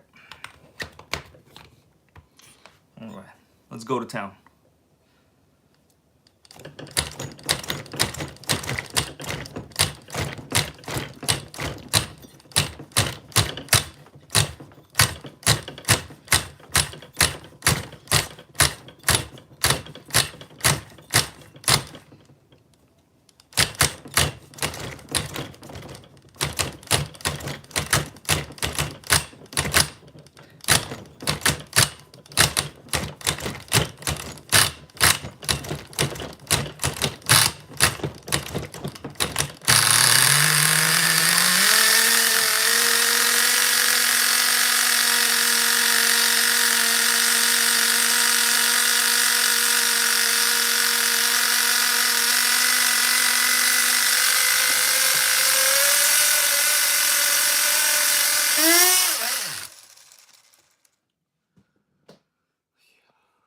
We gotta work on it. Some kind of vacuum issue going on. It shouldn't be doing that crazy RPM. Well, first I need to get the radio installed properly. What'd you guys think about that? That was a little bit scary. That was a little bit on the rich and loud side. Well, the 3-speed isn't bad. It's not stripped. That's a good thing. We need to get there's some kind of, it's possible the carb is bad. I don't know. I can't really do this right now here. It starts up, no problem. Let's see. Yeah, the fuel tank seems to be a little bit better. Yeah. So the O-ring I installed on this tank is sealing perfectly. It's the most perfect seal ever. I'm gonna have to do some trial and error testing. Tara Curry, thank you, bro. So I'm gonna have to do a little bit of trial and error testing. It's a little bit too high RPM, obviously. I just ordered a new radio, a new on-off switch, because I'm missing the switch on this, right? Problem with these old nitros is they use, well, the idle, Tara Curry goes, is your idle correct, man? I have my idle gap very, very low. I don't know if you could see it. Look inside the carb. You could see inside the carb. Look at that idle gap. I mean, I don't know how much lower you can go. I could probably try going lower, but it's actually quite low idle gap on that. You know what I mean? With the 3-speed right there. Sickening. Maybe I should try it again. I don't know. I'm probably gonna be doing this tonight. So yeah, the idle is low. Like it's freaking low. Like I don't know how you can go any lower. Let me open up the carb all the way actually.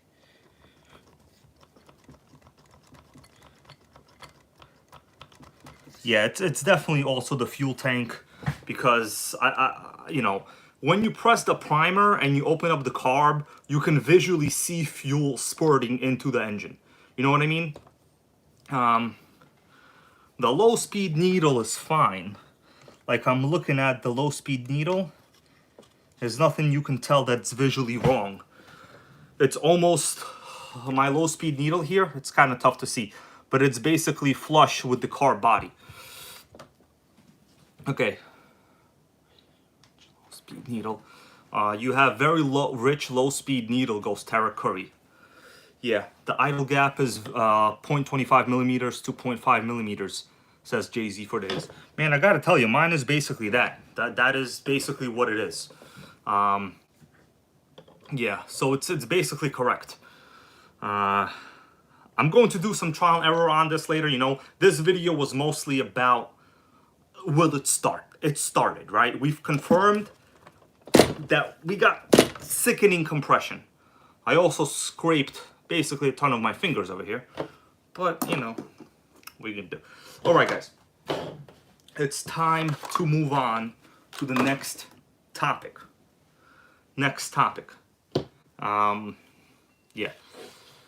Next topic. Schumacher. We'll take a look at it in the magazine. I actually have an original ad on it right here. Right, I showed this before, but just so we all understand what you're looking at. This is the world's fastest 1/10 scale nitro truck. Okay, guys? And yeah, it's going to be running Richel now with a 3-speed suit. So, you know, I don't get discouraged if you have like small setbacks like that. That's actually nothing. What the goal is, will it run? It ran. Did it run good? No, it ran terrible. High RPM. I got no power switch here. I got no receiver, got no radio, but that's all in the process of getting here, right? The bulk of the chassis is here. We got Sam S goes by that WR8. Sam S, we're going to talk about the WR8 right now, okay? Let me clear my table. We will talk a lot about the WR8, okay? So, yeah, the engine, these Thunder Tiger engines, guys, are very good. I shouldn't be having this problem. It's basically a fuel issue problem. That's the problem. Okay, so let's continue, shall we? Okay, let me get this out of the way.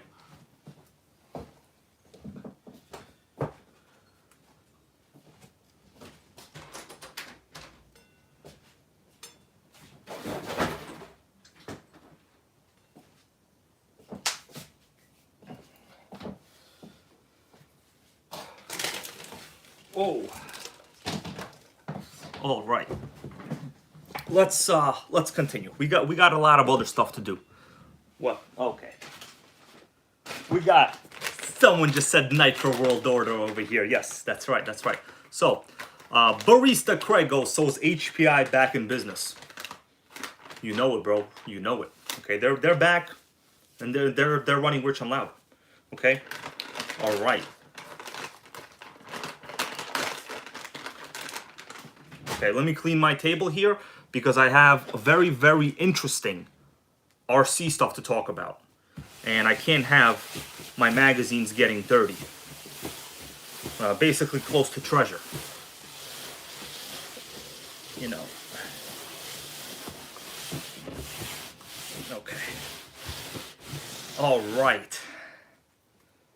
Very nice, very nice, very nice. Okay. Let's see, I'm gonna put this engine heater away. So the engine heater is fine. I highly recommend anybody get it. It's very good. You really can't kill it. Although it smells a little while in the beginning there, a little bit. Okay. Okay. Yeah, Barista Craig goes, I thought NWO meant Nitro wide open. Dude, that's actually pretty interesting. That's a good line. I might put that on a shirt in the future. Okay, so actually NWO is this logo, right? This is the Nitro World Order, but sometimes, like, you know, you watch wrestling and you happen to watch like the New World Order, right, with Hulk Hogan. But really, Hulk Hogan really meant Nitro. Okay, he didn't mean new. That's not even that interesting. Okay, he should have meant Nitro World Order. Okay, because that's what's about to go down. Okay. So, Whiskey Tango goes, HPI will be back when they re-release the RS4. Well, I got some interesting information here. In this vintage 2000, what year is this? 2001 RC magazine. A car in here is something that I wanted HPI to release for a very long time. And I think they met us halfway. I'm going to show you guys what I mean by halfway. You want to take a look at this? We're going to take a look at this. Okay? So, let's take a look. Now, first of all, let me just say, what we're talking about now is whether I should buy the HPI WR8. Okay, do you guys want to see the WR8? I'm sure many of you know what it is. It's HPI's rally car, basically. Okay, let me just log in over here, and then we'll go to the HPI site, and we will make it go down. All right. So, and then I'll show you, right, so it's, oh man, I can't even look at the flux one right now. It's trying to piss me off. Yeah. Yeah, Tara Curry over here with a good comment. I'm going to read his comment. Tara Curry goes, I'm going to tell you from now, the Super Nitro RS is better center of gravity for drifting than the WR8. I will agree, bro. I will agree. So the Super Nitro, you know, it's actually one of my favorite chassis, right? In fact, this is my Nitro RS4 wall. That's the RS4. Well, this is a different one, right? This is a dash. It's an electric. And this is the Super Nitro, right? Super Nitro RS4, sickening. Right. So long ago, I made a video asking, well, not really asking, but saying the RCs I want HPI to bring back. And the Super Nitro Rally was one of them. And I'm going to show you what the Nitro Rally is. But first, let me show you on the HPI website. And what we're discussing now is whether I should buy this car. Okay? Then we'll talk about what actually is out right now. So let me show you right here in the stream. We will switch views and go to the HPI website. So this is what we're talking about now, guys. The HPI WR8, they call it the Nitro, obviously, because it's a Nitro, right? So they're saying Richard Burns Subaru Impreza WRC, World Rally Championship, 2001. It's quite sickening. The only problem is they don't tell you how fast this is. Like, nowhere here will it say how fast it is. It's kind of irritating. So in the front, you know, you got the Subaru body, whatever. They got, you know, wheels with like no tread on them, so you're basically going to be, you know, treadless. This is the chassis. So we're currently contemplating whether I should buy this. The really good NitroStar G3.0 motor, which is very, very good. Now this chassis, they say it's based on the Bullet, but the Bullet has dual shocks. This has single shocks. Right. So anyways, you know, we're not going to talk too much craziness about it. Here it is. It's quite sickening. You can't kill an HPI. I love this engine. Now, the problem is, should I buy it right now? Okay, they have some option parts for it. It's a very good looking Subaru body. But what I wanted you guys to really take a look at, I'm going to show you right now. Are you ready? I hope you're ready. So this is the current one with the WRX. Now, this is an old RC magazine, right? I have a tab right here. Let me flip to it. Check this out. They were making the Subaru body in 2001 too. Man, I don't think HPI knows that I have a legitimate research memorabilia everywhere. So we got, you know, the Super Nitro RS4 Rally. This is what I wanted them to bring back. Okay? Obviously, this is an old school, like Nitro MT-based Super Nitro style chassis with shaft drive. It's completely different than the one that's new today. But body-wise, this is all 2001, guys. And this is what I asked for them to bring back. And I guess you could say they brought back half of it, right? Because this one it's the same body, but it's more... It's good. I got nothing bad to say about it. You know, I'll be very happy to have it. So right now, this is the reality. It's currently in stock at HRP, right? This is their North American distributor. So HPI, you know, we could add it to car, but it's a little bit too much money for me, man. I can't be getting that, you know. It's quite sickening. It's a little too much. So here it is, $4.99. If you guys want to get it, get it. You know, I'm not an affiliate here, so really it doesn't matter. But it's a sickening Nitro. The problem is, it's a single speed. Yes, that's right, Tara Curry, single speed. And notice the box, they don't tell you how fast it is. There's no claim on how fast it is. Man, I don't know, I just don't really trust it. Like, why don't they tell you how fast it is?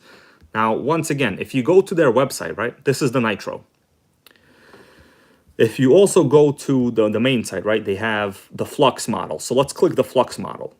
Now, if you notice, the Flux model, they make a claim of 60 miles per hour right over here. I'm showing it to you right here. They claim 60 with the Flux, right? So the Flux, it's electric, whatever. I don't care about it. These are good brush systems, actually. So it's the same body, but they tell you that it's 60 on the box, like on the electric one, right? Right here. But the Nitro one, there's no claim of speed at all, right? it just says authentic high output nitro rally action. So, man, I don't know. You know, I'm thinking if I get one, will I be happy? You know, a lot of this is $4.99 is not cheap just to test out the speed, right? So right now, let me just tell you what I do know about it. What I do know is nobody that I actually know or have really watched on YouTube other than Nitro Mike has done any videos on the older outgoing Hpi WR8, right? Because it's a model that they brought back. It's not a brand new model. They just brought it back with a different body, and the body is actually from 2001. Okay, so don't let HPI put freaking spaghetti on your head. Okay, you ever watch?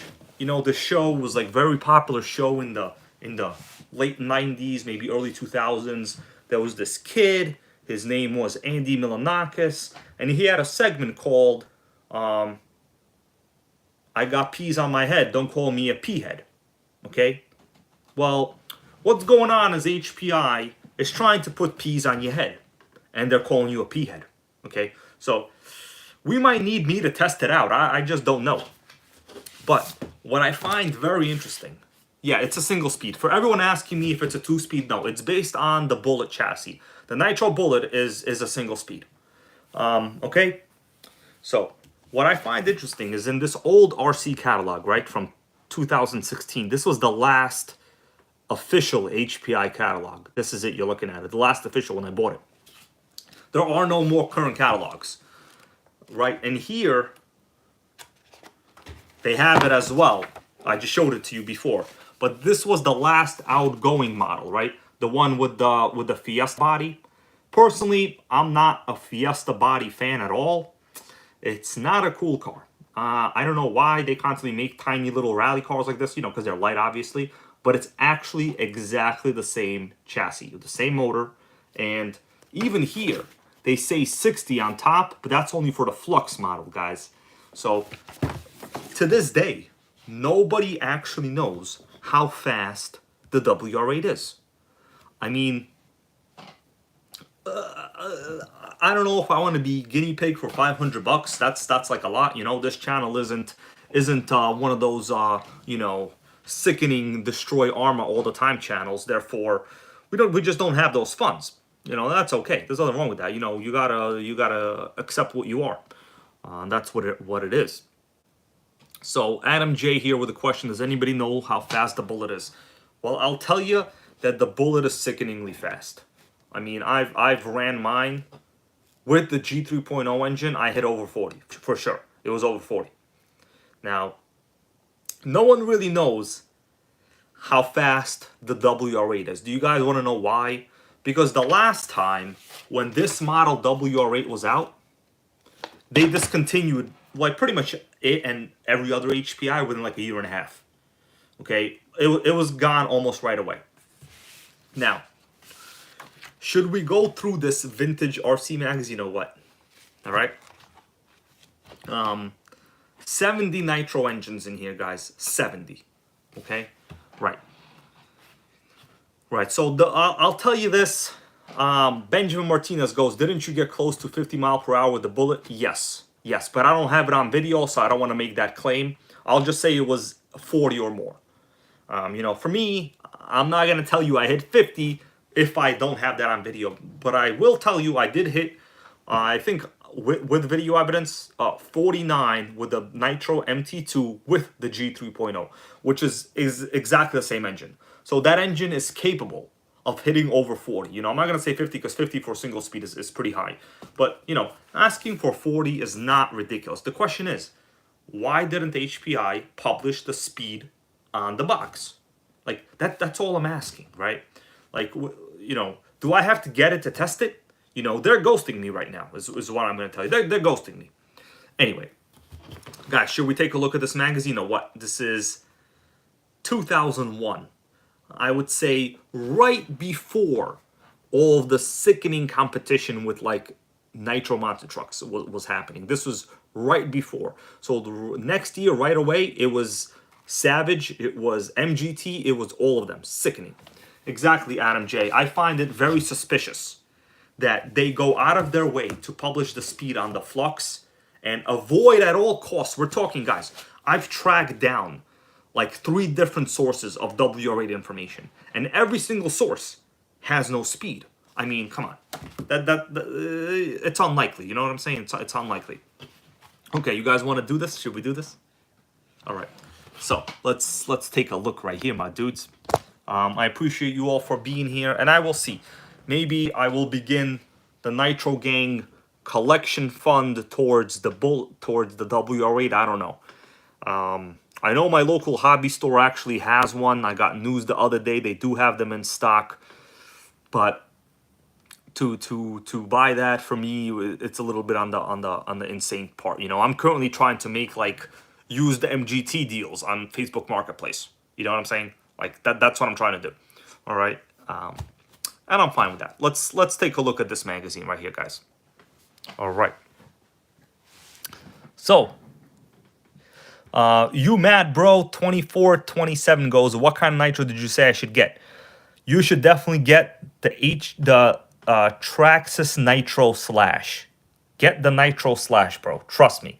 I'll put a link for it later in the description of this video, okay? I promise. Okay. Barista Craig goes, hybrid, do you have any electrics? Yes, man, I do actually. I have a couple of electrics. I have an original HPI MT electric. I have a Blitz. Oh man, check this out. Another Subaru body on the Tamiya, right? And I have an HPI Trophy Truggy Flux, and of course a Tamiya lunchbox. So 2002 magazine right here. It's gonna blow you away. So just get ready. I hope everyone is sitting down. Okay. So we got some ads for bodies over here. You know, pretty much always the same. Got motors. We got some Pico motors over here.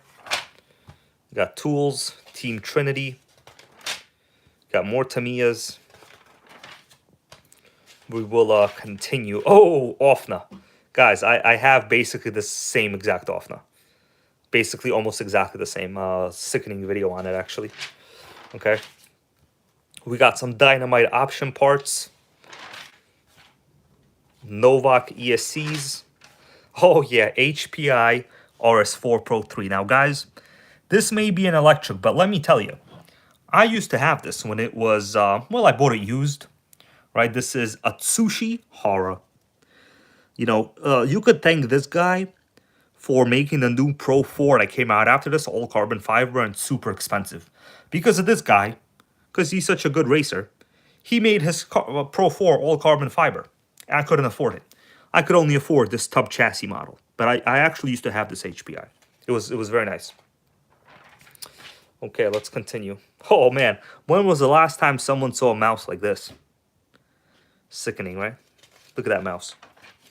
Okay, we got GS Storm RTR. They're popular overseas. We got the TC3 with a giant radio. Giant radio on that TC3. Billy Easton. Okay, we got some Mugen stuff right here. Corey Taducci goes, want to see any Offna ads? Yeah, man, don't worry. We're gonna come across some of those ads in a little bit. So some other stuff over here. Let's continue. I'm not gonna get too much into this. Okay, some option parts, some Tamiya Corvette action. We got some what is this, Offna? Yes, this is the Offna on-road. Oh, Tara Curry with a big fat sickening donation. He goes, keep Nitro great, bud. Thank you, bro. Thank you. Tara Curry, thank you, man. Yeah, so, you know, whatever happens, guys, I'm going to be using probably the money towards the HPI WR8. That's just what's probably going to happen. You guys want to see me get the WR8? Once again, I'll show it to you in this catalog. Let me just go through. This is the last year catalog right here. This is a big Baja. Some Bajas, right? It's Baja for life. This is the Baja family, they call it. The big fat Baja family. We got the last generation Savage XL.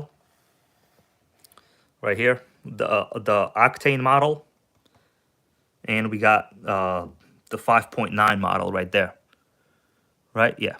Look at that. 5.9 engine over here. The Savage Octane.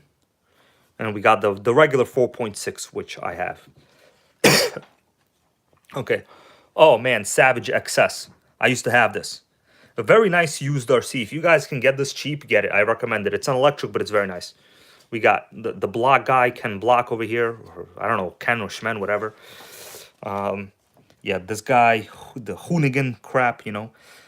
60, once again, in the official HPI catalog. Notice, they only have a speed claim for the WR8 Flux, right? They conveniently placed it towards the right side. You can see the G3.0 over here on the left. This 60 applies to the right side. Man, this is some clever marketing over here. Okay? Yeah. Yeah, Terra Curry goes WR8 is a nitro at the end of the day. And I do know it will enjoy a one-speed baby. Yeah. Well, you know, it's an HPI. They're collectible to a degree, you know? But, guys, I find it kind of interesting. Look at that. Like, how did they do marketing like this? Look, you see the 60? It's on the right side, not on the left side. Freaking blows me away. Look at this guy. What we need him to do is put a speed number on it, okay? Not sit here with his damn mouth open like that. Look at this. It's pissing me off. Just kidding around, guys. Just kidding around. Oh, I see we got... okay, we got Taco 2020 over here. That's right. Terra Curry, he goes, the one speed might piss me off. You know, I'll be honest with you, the Nitro Bullet is a one speed. It's very satisfying to drive. Let's continue. This is the Vorza, also known as super overpriced. Super overpriced. Notice HPI, like, they do put speed claims everywhere, but on the WR8, there isn't one. Right? This is the jump shot models, which I call trash, basically. We got the Firestorm 10T with the G3.0. It's interesting that their G3.0 Firestorm has a speed of 38, and they put it. I don't know if I would put 38 like as a number, to be honest with you. I mean, if you look at the 77 for the electric, the Flux, and 38 for the Nitro, man, it's a little bit yeah, it's weird. That means if they publish the 38 on the Firestorm, I would suspect that the WR8 is much slower than this. I would not be surprised. Much slower. Usually you don't publish numbers like 38. Right? Oh, guys, yeah, I have this right here. I have the Truggy. Quite sickening. It's actually in the box. Oh, you want to see the box? Yeah, the box is right over there. Okay, don't look at that. It's a little bit dirty over there. But you see that bottom box? That's the Trophy Truggy Nitro right there. Okay? Yep, yeah, I'm not playing around. I might open it. We'll see. Here's the bullets. So the Bullet G3.0, let's see if they put a speed number on it. Weird, there's no speed number on the Bullet either. It's as if they wanted people not to buy any of the Bullet chassis. But also the Bullet Flux doesn't have a speed claim either. Weird. Weird, I don't know. Why would they do that? Okay, here we got some RS4 Sport 3. Yeah, RC Show-Off goes Nitro Firestorm is slower than the Nitro Ruster. Yeah, man, it's very surprising, I know. I don't know why either. Nitro Sport 3. It's electrics. Don't really care about them. Oh, what's this? Oh, this is that expensive, whatever, Hoonigan, whatever the hell it is. Yeah, first flip, all this is going to be on the ground. Alright, so we got, at this time, I think the Nitro 3, was it Nitro? Oh yeah, here we go, the Nitro 3, RS4 3 Evo. Yeah, it's still out. Yeah, this is sickening right here. We got Sprint 2. We got some bodies over here, some wheels. And this, guys, is the HPI catalog. Barista Craig over here with a question. Barista Craig goes, is the Nitro Bullet better than the MT2? I would say yes. Yes, it is better. I don't have one right now in this room, but I do have two bullets. And I'm telling you, they're very good. It's actually, if you watch the videos on the Nitro Bullet on my channel, you will understand why. It's basically the evolution of the Nitro MT chassis, but with dual shocks and parts availability. You know, that's what I would say. Okay, so here is the entire HPI engine lineup. Guys, this is quite interesting if you like HPI nitro and gas products. Right, so the gas engine, it's rated at 2.7 horsepower, it's a 15cc. So this one came in a Savage Octane on the right. This is their gas fuelie engine for their fifth scales.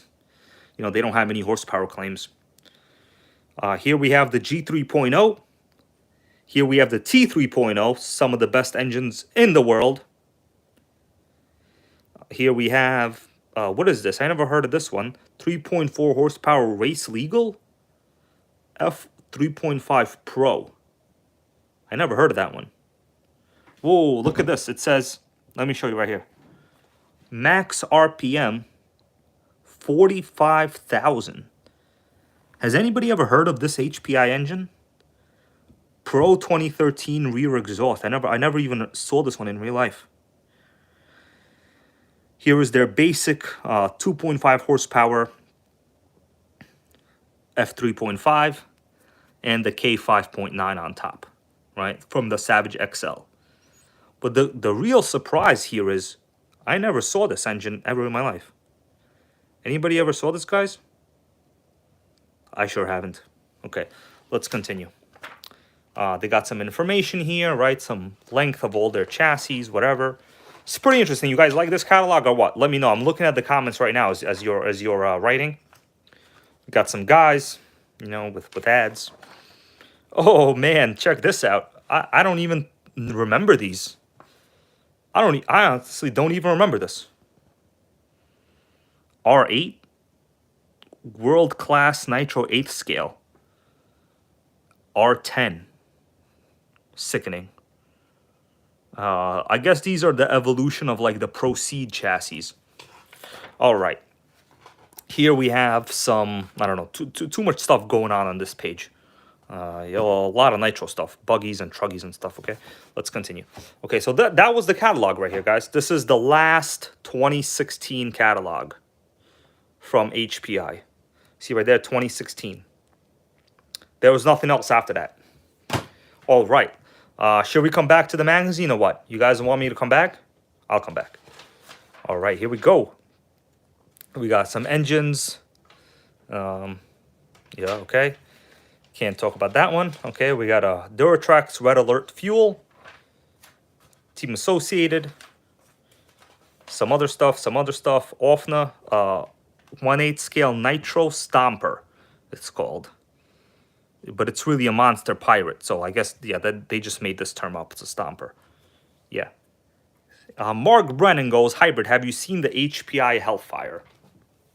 Let me switch this view a little bit. It's actually kind of hard to stand and talk about RC magazines all the time. Taco 2020 goes, was that a chick? It was most definitely a chick. Okay, let's go back. So it looks like this chick is holding a T-Max. Yeah, this the chick right here with the T-Max, a T-Max chick. Okay, you could tell she's not like a model chick. She's not like anywhere close to the Acer Bearings chick. She's not even a Bearings chick. But you know, she has a T-Max, and we're grateful. We're grateful. Okay. Barista Craig goes, Hellfire is a classic. Yeah, man. It you know, the Hellfire it's collectible, obviously. It's a rare 1/8 scale Truggy from HPI, but in modern terms, it's basically the trophy Truggy, right? And I have the trophy Truggy. I haven't broken it in yet because, you know, I've been busy. But, yes, let me continue with this over here. And we will continue talking about what we're talking about. Once I find something interesting in here, I'll show you guys. It's not interesting. Okay, this is pretty interesting. Well, let me just chill out here for a little while. Okay. So, guys, let me ask you a question. What do you think? Should I order the WR8? I don't know. It's a little. It's up there. I'm gonna probably do another stream and see. We'll see.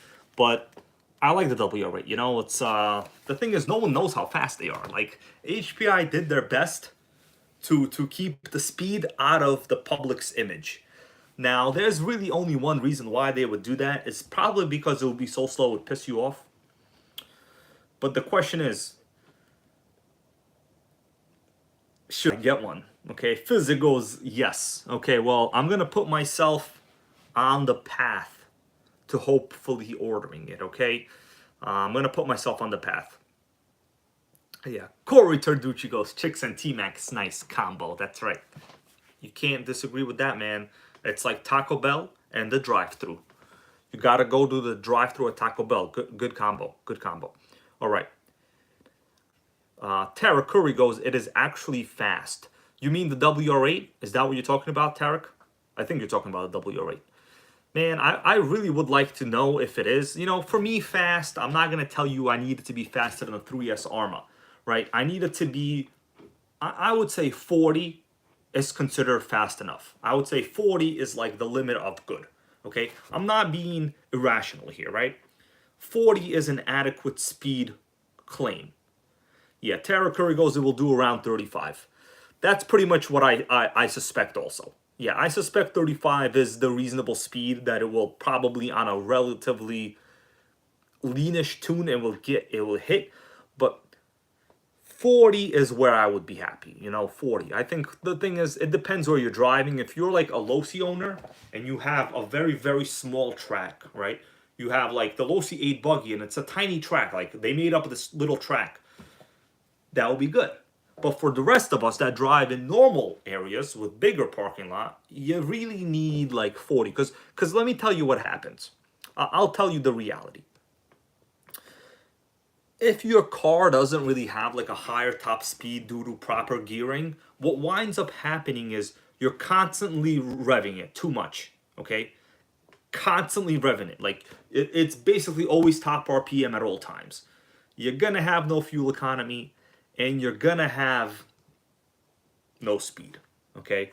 Good point here, 1541C, he goes, good point, $90 more, and you can get the Kyosho Inferno GT2.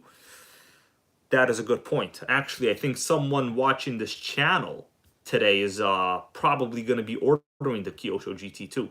You know what? That is a good point. You know, $90 more and you can get the GT2. That's actually not a bad idea.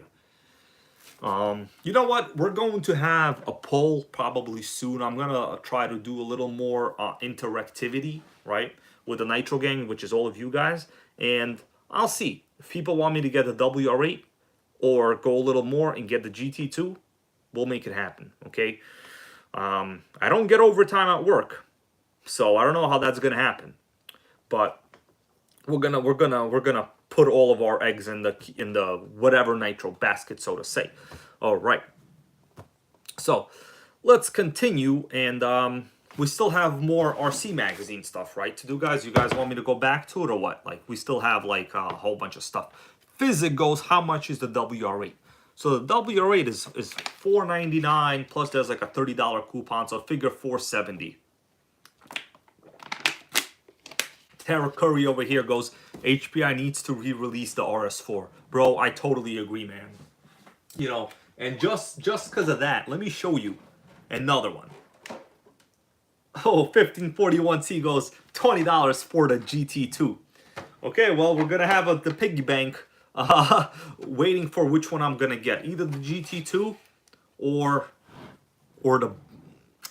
I don't know the WR8, guys. I'm just not sure. It might be the GT2. It's honestly a good value. But just for you, Tara Curry, and everyone else that, you know, knows what's been going on with this HPI RS4, this is it, right? So a video on this has been made, fully restored, vintage Nitro RS4 2, guys. The engine in this was donated by a member of the NitroGang, Manuel Maldonado. Right, we kind of had a little bit of a project going. The project was, well, I bought this HPI myself, right? Obviously, I got it used. But the question was, how do you make a vintage Nitro super great again? So, you know, I got to thinking, and I'm like, hey, man, And I was like, hey, well, I was thinking of what I was thinking. But what I was thinking is, what new engine can you put into a vintage HPI? And this goes for anyone watching this. Make sure you remember this. When you're working on any old HPI and your old 15FE is dead, what engine could you put into it? So this is a direct fit T3.0, right? The one we just showed you in the catalog. Well, I just showed you. There is no we, it's me, right? I don't refer to myself in the third person point of view, okay? So HPI T3.0, right? 2.2 horsepower. This is actually the same exact engine that's in the new WR8. It's the same engine, same specs, guys. Direct fit. Guys, I didn't even adjust the gear mesh. Do you see that spur gear and the 2-speed? The gear mesh didn't even need adjustment. You didn't even need engine mounts. It directly bolts to the bottom of the chassis. So my understanding is, if you're looking to restore any old HPI Nitro MT with, you know, anything other than like the T15, the T3.0 is a direct fit. So this one is sickening. There'll be another follow-up video on this soon. You can't kill it, okay? So this is honestly a revolutionary discovery, okay? Because, guys, I have, like, currently maybe 2 other HPI Nitros that came with a 15FE. One of them, the Nitro Rush, has no compression. So statistically speaking, this T3.0 will maintain your vintage HPI status. You could run reliably, okay? And why not? Okay, let's put this back. Okay. Right. So let's continue. Roger Chevelle goes, can't kill a lunchbox. Bro, you're right. I actually tried to almost kill it. I ran a lunchbox with a 3S once. It was fine. Yeah. Forgot to get it for today's video again, but I gotta break out the lunchbox sooner or later. Okay. Let's continue. Okay, so currently the discussion is the Kyosho GT2 or the HPI Nitro WR8. We'll see. We'll have a poll, and I'm kind of leaning towards the Kyosho. Oh, we got MD Fishman in the house. How you doing, MD Fishman? That's right. Okay, let's continue. Let's go back to the RC magazines, right? Because you got to know where Nitro came from in order to know where it's going, right? If we're going to be making demand of HPI and what to bring back, we should have some logical input. Okay. Tara Curry goes Kyosho GT2. Yeah, man, people are loving Kyosho recently. I've noticed. I've noticed that myself. Okay, let's continue. So this is the car of the year for 2001, right? Car of the year right here, my dudes. Check it out. Nitro. Oh no, the factory team TC3. Hold on, is this electric? Oh yeah, okay, whatever. I'm not even gonna talk about it now. But I will tell you, I did used to have the electric TC3. It was a very well balanced chassis, and I did have a brushless system at that time also, which was rare. Okay, we got some XTM, pretty rare nitros. You're almost never gonna see these. We got a Kyosho V1S. What is this? A nitro? Okay, well, if it's a nitro, we can talk about it. All right, Kyosho V1S with some sickening looking exhaust intake right here, air filter. Yeah. John Gartner goes, I won't love Kyosho unless they bring back the Brute. Yeah, man, I remember that. Let's hope they do. Okay, so I really don't know much about these older Kyosho chassis. Oh man, Tara Curry, you raced this one? That's insane, man. I can't believe I came across one that you actually used to run. This is quite sickening. You know what? Based on that, we'll give it a little bit more information. So let's see. What do they say about it? I'm going to see if I can read. Kyosho's popular Pure 10 series. This is what they call it. Yep. Man. Let's see. Do they have any information on this right here? It was $279, but I think these were not ready to run. So the ratings on all of these are very good. Yeah, Tara Curry goes Kyosho World Championship. Wow. That's insane. Yeah, Kyosho was really big in the racing back then. Really big in the racing. So the V1RR was sickening. Yeah, I could tell the chassis here reminds me of the Yokomo GT4, which was a pretty good race chassis as well. Oh man, we got Nitro Wolf Plays goes, I raced the V1 Triple R. We got the Kyosho gang in here, I see. The entire Kyosho gang is in the stream. Let's see who they competed against. Here's a chart right here. So the competition. So it looks like the Traxxas Nitro 4 Tech. Well, it's just comparing like the reviews and stuff. It's really not that interesting here. Yeah, V1RR. Very nice looking chassis, man. It looks like we have a racer of this car in the stream right here, Tarek Curry, making Kyosho racing great.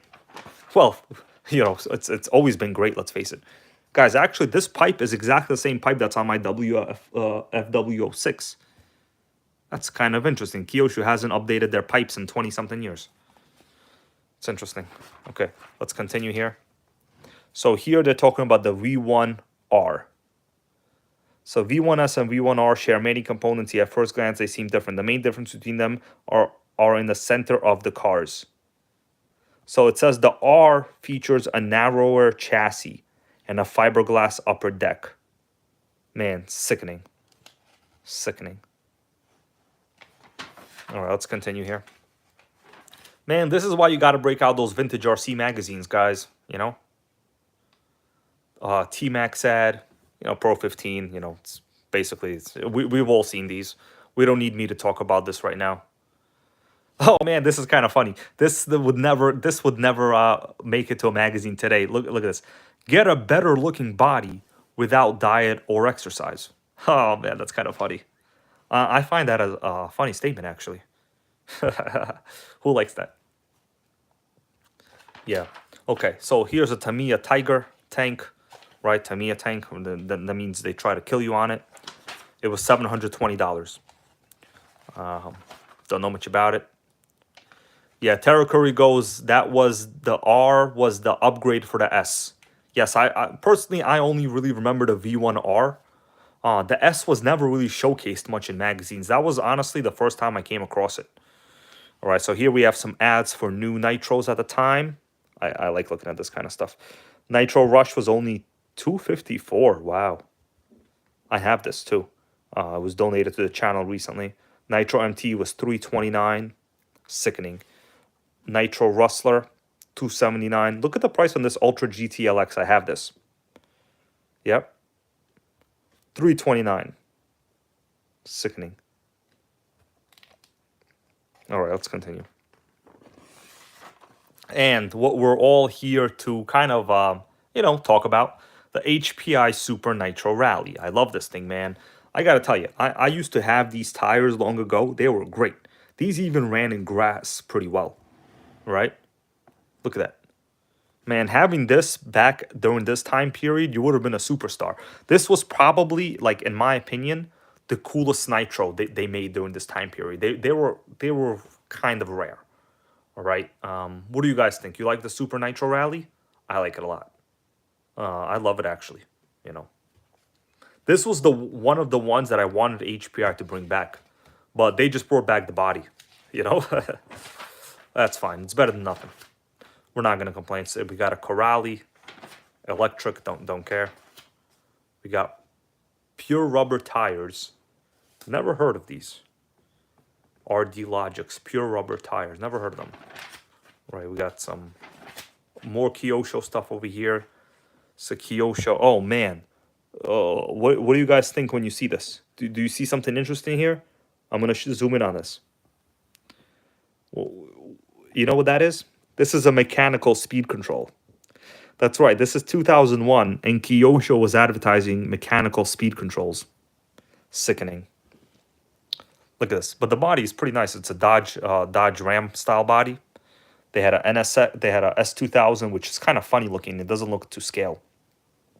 But yeah, oh man, I hope you guys like it. This Texas Hill Country Custom Home goes, yes, mechanical. So you see what happened is you basically have switches here. This is the heatsink for it. And basically you have a couple switches here. They usually have like a 2 or 3 drive profiles. It's like basically engages a certain amount of voltage, I think, or amperage from the battery, and it just basically just goes. All right, sickening. You know, even the Micro RS4, yeah, ceramic resistor. Even the Micro RS4, which was a cheap RTR back then, or a kit, had electronic speed controls. These were literally, yeah, I guess you could say these were 3-speed, well, 3-position. They weren't called speeds, but they were like 3 positions, right? Yeah, Terra Curry goes, they used to go bad in hot weather. Oh, of course, because it's basically mechanical. You had like a little rotor that would engage positions. You know what? It would be interesting for me to get like a mechanical speed control and just to test it out a little bit. What do you guys think? RC Show Off goes, my first Traxxas Rustler had that. Yep. Yeah, Samas goes, that looks like a variable rotary speed control. Yeah. In my area, they're called mechanical. But yeah, you could say they're variable rotary too. Okay, let's continue. So, you know, at this time, guys, just for interest, you know, the Emax was out making sickening Novak EVX 14.84 volt systems. You know, I have this ESC, actually. It's very, very nice. So the electronics wasn't, you know, mechanical speed control level, even though Kyosho was somehow doing it. You know, at this time, you had crazy stuff too. All right, let's continue. Duratrax. I have one of these as a parts chassis. People seem to love these also. Now this, I've seen a couple times in magazines. I have to flip the page because they printed it in a freaking landscape mode. I don't know why they would print it in the landscape mode if this magazine is formatted for portrait mode. But guys, it's called Art Attack. A nitro or electric-powered RC snowmobile aggressively designed to handle backcountry fun and organized competition. This looks like an artist rendering. I don't think this thing was ever actually produced. It's called The New Pulse Within the RC Community. Yeah, so they're saying accepting advance pre-orders. I don't think this ever came out. Who knows? Who knows? I guess they couldn't go with the proper formatting and or an actual picture, right? John Goodwin goes, it was produced. Man, was it? I've never seen it. Yeah, this looks like an AutoCAD drawing. Yeah, people saying they could have used this today. I know, right? All right. Oh man, Barista Craig right here goes with a donation also. I'm gonna read it. Just found my barely used T15 from my MT2. Any good? Yeah, bro, the T15, I mean, you know what? I'll be honest with you. T15 is honestly the worst engine they made in a long time. I have it, and I could say it, and I know people agree. But it's still, you know, if it has compression, it has compression, right? And the T15, you can't really kill it that fast. But the T3.0 is significantly better. The good thing with the T15, I think it was a pilot shaft, right? Do you know, Barista Craig, if the T15 is a pilot shaft? If it's a pilot shaft, you can get the G3.0 as a direct replacement. Right, but if it runs, it runs. I wouldn't really get rid of it. I mean, it's still a cool HPI motor. I like them. But I'll tell you this. I have one, and it's mine is probably just bad. Okay, but Barista Craig, they were good motors if they're in good condition. All right? But you got to understand, that motor came out after the 15 FE. You were comparing it to like a motor that had ABN design and, you know, had like 0.5 horsepower. So the T15 was very good at that point. Yeah. John Goodwin goes, RC Sparks had it on his channel years ago. Man, that's pretty cool. That's pretty good. That's pretty good. Bryson365 goes, let's get the GT2s together, bro. Yeah, so, you know, I'm talking to Bryson365, one of my friends.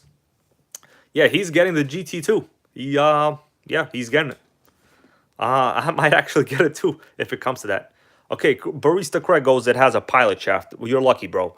If it has a pilot shaft, then the G3.0 will be a direct engine for you if you ever needed one, okay? And it's the same engine as in all the WR8s or all the Bullets, okay? All right, guys, let's continue here. Speaking of RC Sparks, let me see if I can show you a little bit something here on RC Sparks himself. So, RC Sparks actually became a subscriber of mine. Let me show you right here. If you guys don't believe me, I'll show you right here. So these are some of my big new subscribers. So you see right here, this is my own channel here, information. RC Sparks is now a subscriber of mine. So 3.5 million. Then we have Napkin of Truth and Razor RC. These are the 3 biggest subs. So guys, RC Sparks probably watched my channel to get some information on the electric primal MT conversion. I think that's what happened. But either way, I know he's left a couple comments on my videos. To me, it really doesn't matter. You know, anyone could watch. It's good. You know, it's really no big deal. But yeah, RC Sparks is a channel sub. I actually watch Razor RC, so I'm happy to see that they're sub to me as well. And by the way, if you guys don't know, let me just show you the newest issue of RC Car Action magazine. This is my digital version. I'm in it. Okay, for those of you that just came here, I'm in it, my dudes. Okay, so they did a whole thing on me. Check that out. I'm holding a 3-speed. I made sure that people know 3-speed. And they say rich and loud. What do you think about this, my dudes? It's going to be in the next issue. Yep. It's going to be in there. So there's a couple pictures, some JATOs, Nitro Sports here, right here. You know, this is Benjamin Martinez here, I see right here. But this is Benjamin Martinez 1/5 scale Ducati motorcycle, by the way, guys. Okay? Yeah. He's been in the video with me multiple times. That's his. That's my Red Cat Rally XR, right? Anyways, you will read all about this later on. Of course, I made sure to include a picture of my TC3, right? You never want to leave a TC3 without a proper picture. Okay, guys, so that's going to be in there. Right, this is kind of like, you know, the magazine is going to be this one. So this is the online digital version in the March 22 issue. So it's already digital, right? So anyone could go look, but the paper version will come out soon. My understanding is if you have the paper version as well, you also have the digital version. Right, so this is basically what it looks like, right? It's the picture of me, blah, blah, blah, some stuff, blah, blah, blah. Okay, you understand. Let's go back to the magazine, my dudes. Right? Okay. Well, guys, that's right. You know, I don't have the type of personality that likes to be like full of self whatever you want to call it, but the NitroGang is getting recognized in the magazine, and that's what matters, right? If it's not me, it'll be somebody else. I'm just one dude, okay? One dude with a lot of nitros. All right, guys? Oh, we got Vincent Versa here in the stream. How you doing, bro? He goes, what's up, guys? Better late than never. Was fixing my Rising Fighter. What is that, a Tamiya? Is that a Tamiya, the Rising Fighter? Thank you for that donation, Vincent Versa, by the way. You the man. What was that, the Tamiya Rising Fighter, I think? I'm not really sure too much on the Tamiya names. I know they have like a whole bunch of different names. But anyways, we're in the magazine, guys, and I want you to know that sooner or later, probably people will be saying running rich and loud, and they'll know what you're talking about, okay? I made sure, I want you guys to know, I made sure to use all the possible NitroGang phrases I possibly could, okay? They're all in there. I told them about the mission of the channel. I told them my favorite nitro. I told them what upgrades not to get, okay? So, it's a pretty good interview. There's like a whole bunch of questions in there. 2 pages, guys. We got 2 pages, okay? And it's not just me. It's all of us, right? That's what the NitroGang is. I actually explained what the NitroGang is, right? There's a question where I explained what the NitroGang is. And probably in like 2 or 3 weeks, I think the magazine will ship. I don't know. But very, very cool. And yeah, I want you to know that we have people that are, you know, at the magazine watching this channel and other channels that do nitro, right? I'm not the only one. I'm just one person. Okay? You know, I never said I was the only one. I just said I'm the guy with the best fuel economy in the Prius. That is actually very, very true. Okay, let's continue, guys. All right. So, yeah, let's continue. 2-page spread, baby. 2-stroker Joker goes. That's right, dude. I'm honestly surprised. I could actually say 2-speed and 2 pages, baby. Now I can't believe it. I can't believe it. All right. Physicals, I need an autographed version of the magazine, bro. Unfortunately, my handwriting is really bad. It's really bad. It's really bad. I type on the computer all the time. It's really bad. Okay, but yeah, it's nice to have a little bit of acknowledgement. But at the end of the day, what matters is, right, like the mission of this channel. The mission is to do giveaways. That's why I started doing giveaways a long time ago. And it wasn't just my idea, right? There's many people, well, mainly Manuel Maldonado, actually only Manuel Maldonado, that contributed to it, right? So there are giveaways, right? And there will be another FW06 giveaway. I actually already have it, okay? There is already another giveaway. The video is not out yet, so I have to make a formal video where people can comment. And let me just say something about like some troll account the other day, right? Left a whole bunch of these fake WhatsApp comments to all of my viewers. And I had a bunch of people contacting me and asking me, is this your account? They basically stole my profile picture and then said to people, you've been shortlisted, contact me at WhatsApp. I want you guys to know I'm not an underage foreign girl. Therefore, I do not use WhatsApp, okay? That's just all there is to it. Not underage foreign girl. Therefore, no WhatsApp, okay? And I don't use words like you've been shortlisted, and I don't refer to myself in the plural of we, okay? You know, like some channels, like, okay, well, not RC channels, but like other larger channels, they have this trend of basically saying our channel, you know, our channel. They never say I have made a decision and this is it. That's because they're trying to, it's a tactic to kind of like encourage a team spirit effort, right? When someone uses the word we, it really goes to the core of kind of connecting with the viewer. There's a lot of psychology in it. People don't like to say, I did it, this is me. You know, I'm responsible for running Rich and Loud. No. Let it sink in, okay? Let it sink in. Anyways, big scam. I had to report that user like 12 and a half times.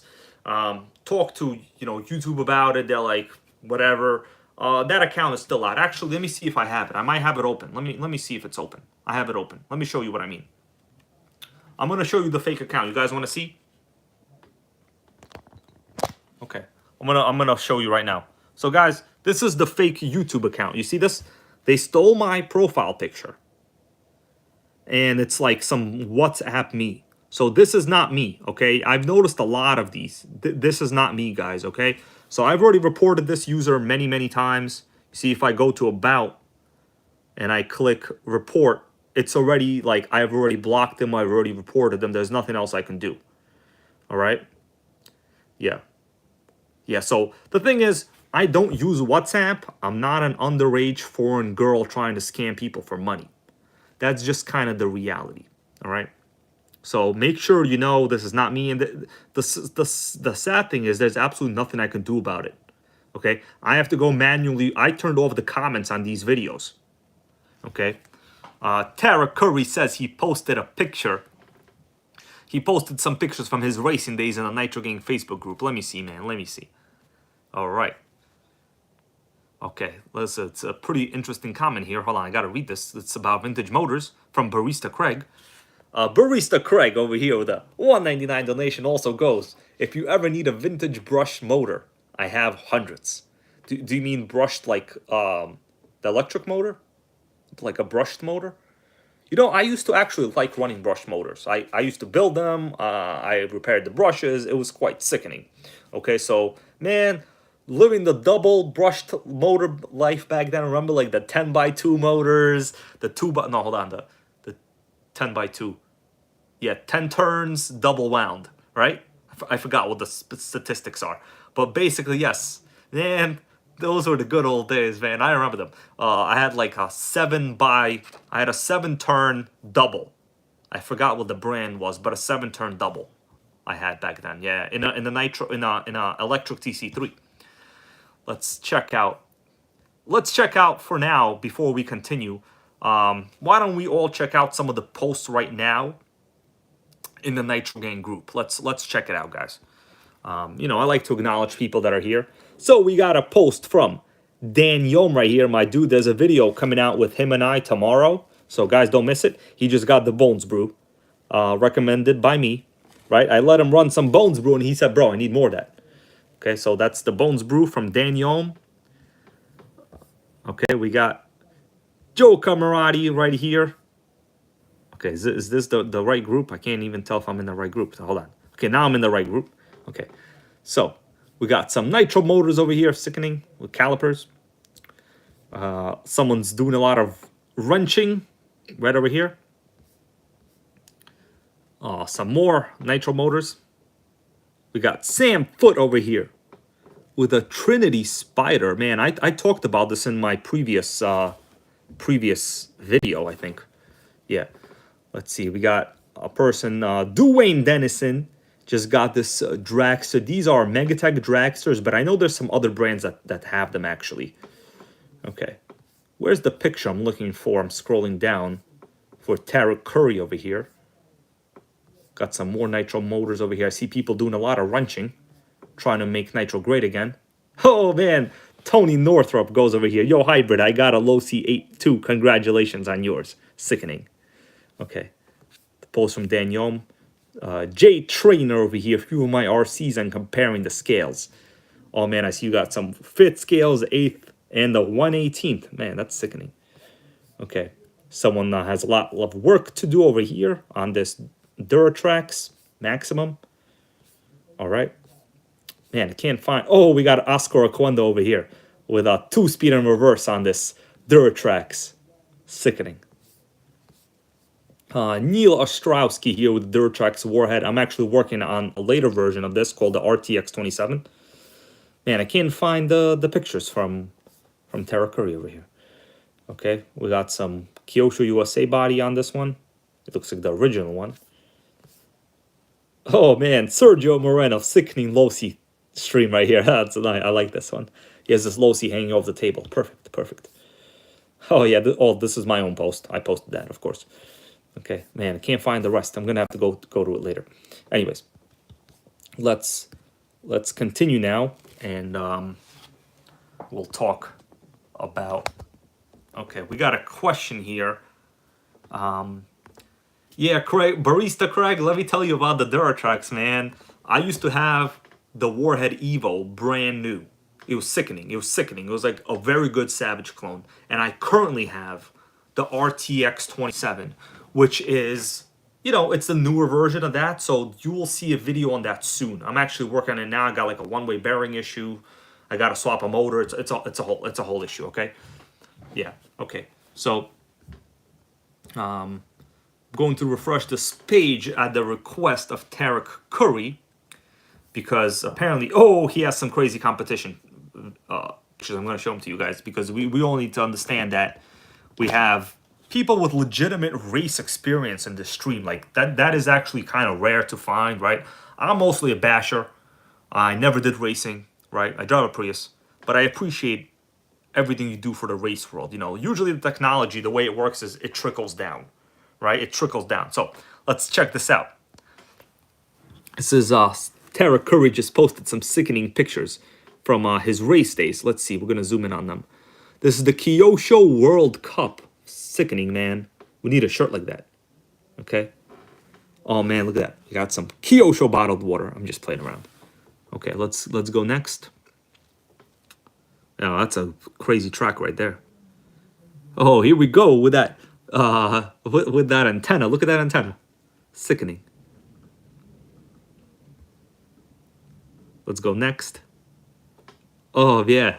Nice picture right there. All the cars in the front. Terry Curry goes, that's me on the platform, baby. Bro, what radio was this at the time? Some Airtronics radio?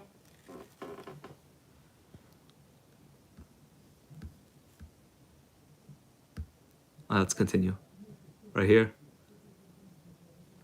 Oh, man. Nothing like looking at a bunch of 1/10 scale nitros. Oh, man. Look at all these antennas sticking out. Giant-ass antennas. Yep. Back then, AM radios. JR. Kyosho radio. Well, that makes sense. If this was a Kyosho competition, right? Well, why do you even ask that? Okay. Mike Manzo goes, what you know about the original Traxxas Nitro Hawk? Yeah, bro, the Nitro Hawk was well, that was the first Traxxas Nitro. Oh, man, that is some lineup right here. Did you guys play Squid Game with Nitros? This could be a good Squid Game competition. I'm just playing around. Okay. 27 megahertz, that's right. Super old school. Guys, I used to run AM radios as well. I know all about it. You know, but like Airtronics, we're not talking nothing crazy over here, just Airtronics. Oh, look at that. Were you trying to look at your car or just the trim? I'm not sure. Now it looks like you're looking at your cars. Everyone's looking down. You're probably just starting. You're probably in a lineup formation somewhere, right? Sickening radio right there. Kyosho World Cup. Man, oh, here's a great picture of like the pit stands, I guess. Man, the good old days of Kyosho. Well, they're still here. Kyosho days are still here. Yeah, pit stop goes Terra Curry. I knew it, yeah. Oh, man, the 5th Kyosho World Cup in Dubai. Wow. Yeah, automotive motorsports are quite sickening there. I was just watching an old video with Jeremy Clarkson about it. It's quite interesting. Sickening. Sickening. All right. Let's come back. Man, that's interesting, man. Yeah, those days I used to run a HPI Nitro RTR3, but that of course is nowhere close to, you know, a competition ready RC. That was just like, you know, trash compared to that. All right, let's go back to the magazine and we're almost done, guys. I appreciate you all for being here. Okay, we got some OS engine ads. Oh man, this is what I was talking about. Point 12 engine guide. Guys, every single small block engine is in here. Now, you come up with any engine, I'll give you the stats on it right now. So check this out. Duratrax Torque 12, 0.46 horsepower. Terrible, baby, terrible. This is Dynamite 12, 0.5 horsepower. Also terrible. Now this is a gem. If you guys know what this is the only engine ever made by Novorossi for HPI. Okay? Do you understand? 1.25 horsepower. HPI 12RSC. It's a 0.12 option upgrade for HPI with 1.25 horsepower. Made by Novorossi. Okay? It's sickening. Sickening is what it is. Another Novorossi. Check this out. An actual Novorossi has less horsepower than the HPI made one by about 25%. Yep. Sickening. So the HPI Novorossi edition was pretty much a world leader. Man, look at all these other engines in here. We got the Ofna Force 12. We got a Nova Mega. We got an Ofna Factory 12. I don't even know what that is. Yeah. We got a couple OS engines. Let's see what the OS specs are. Yeah, the OS engines weren't really high in spec. 0.56 horsepower. And 1 horsepower for the CVR. Barista Craig goes, what happened to Novorossi? Well, Novorossi is done. Oh, Texas Hill Country Custom Home goes, I have the Nova Mega. Whoa, that's actually a lot of power. 4.12 right here. 1.15. That's a good amount of power right here, guys. Guys, this magazine has every single engine you could possibly want, including all of the variations of the OS engines. CVR, LD. You remember the LD? This is the OS LD. So this was like a lay down engine. LD stands for like lay down. So you mount it very low on the chassis on like the Tamiya TG series. And I think there was some other one. Sickening. 0.56 horsepower for this OS LD. I did a video on this particularly just one time. We have some Trinity. We have Thunder Tiger. We have Rex. Pretty much if you've had a 0.12 engine, it's in this magazine. All right. So here we got some sickening information. I wanted to talk about this earlier. So guys, here is the graph. It goes to pull or not to pull. That is the question. So they're talking about pull start versus non-pull start. If you notice, here are some information charts about distance traveled versus, you know, pull start engine and bump start. So obviously the bump start, which is, you know, starter box, goes a little bit more, 0 to 40 seconds, like 4 feet extra. You're talking about minimal gains. This is about 2%. If you do the math, it's about 2.5% difference. Okay, so here are speed times. So once again, it's about a 2% difference in top speed.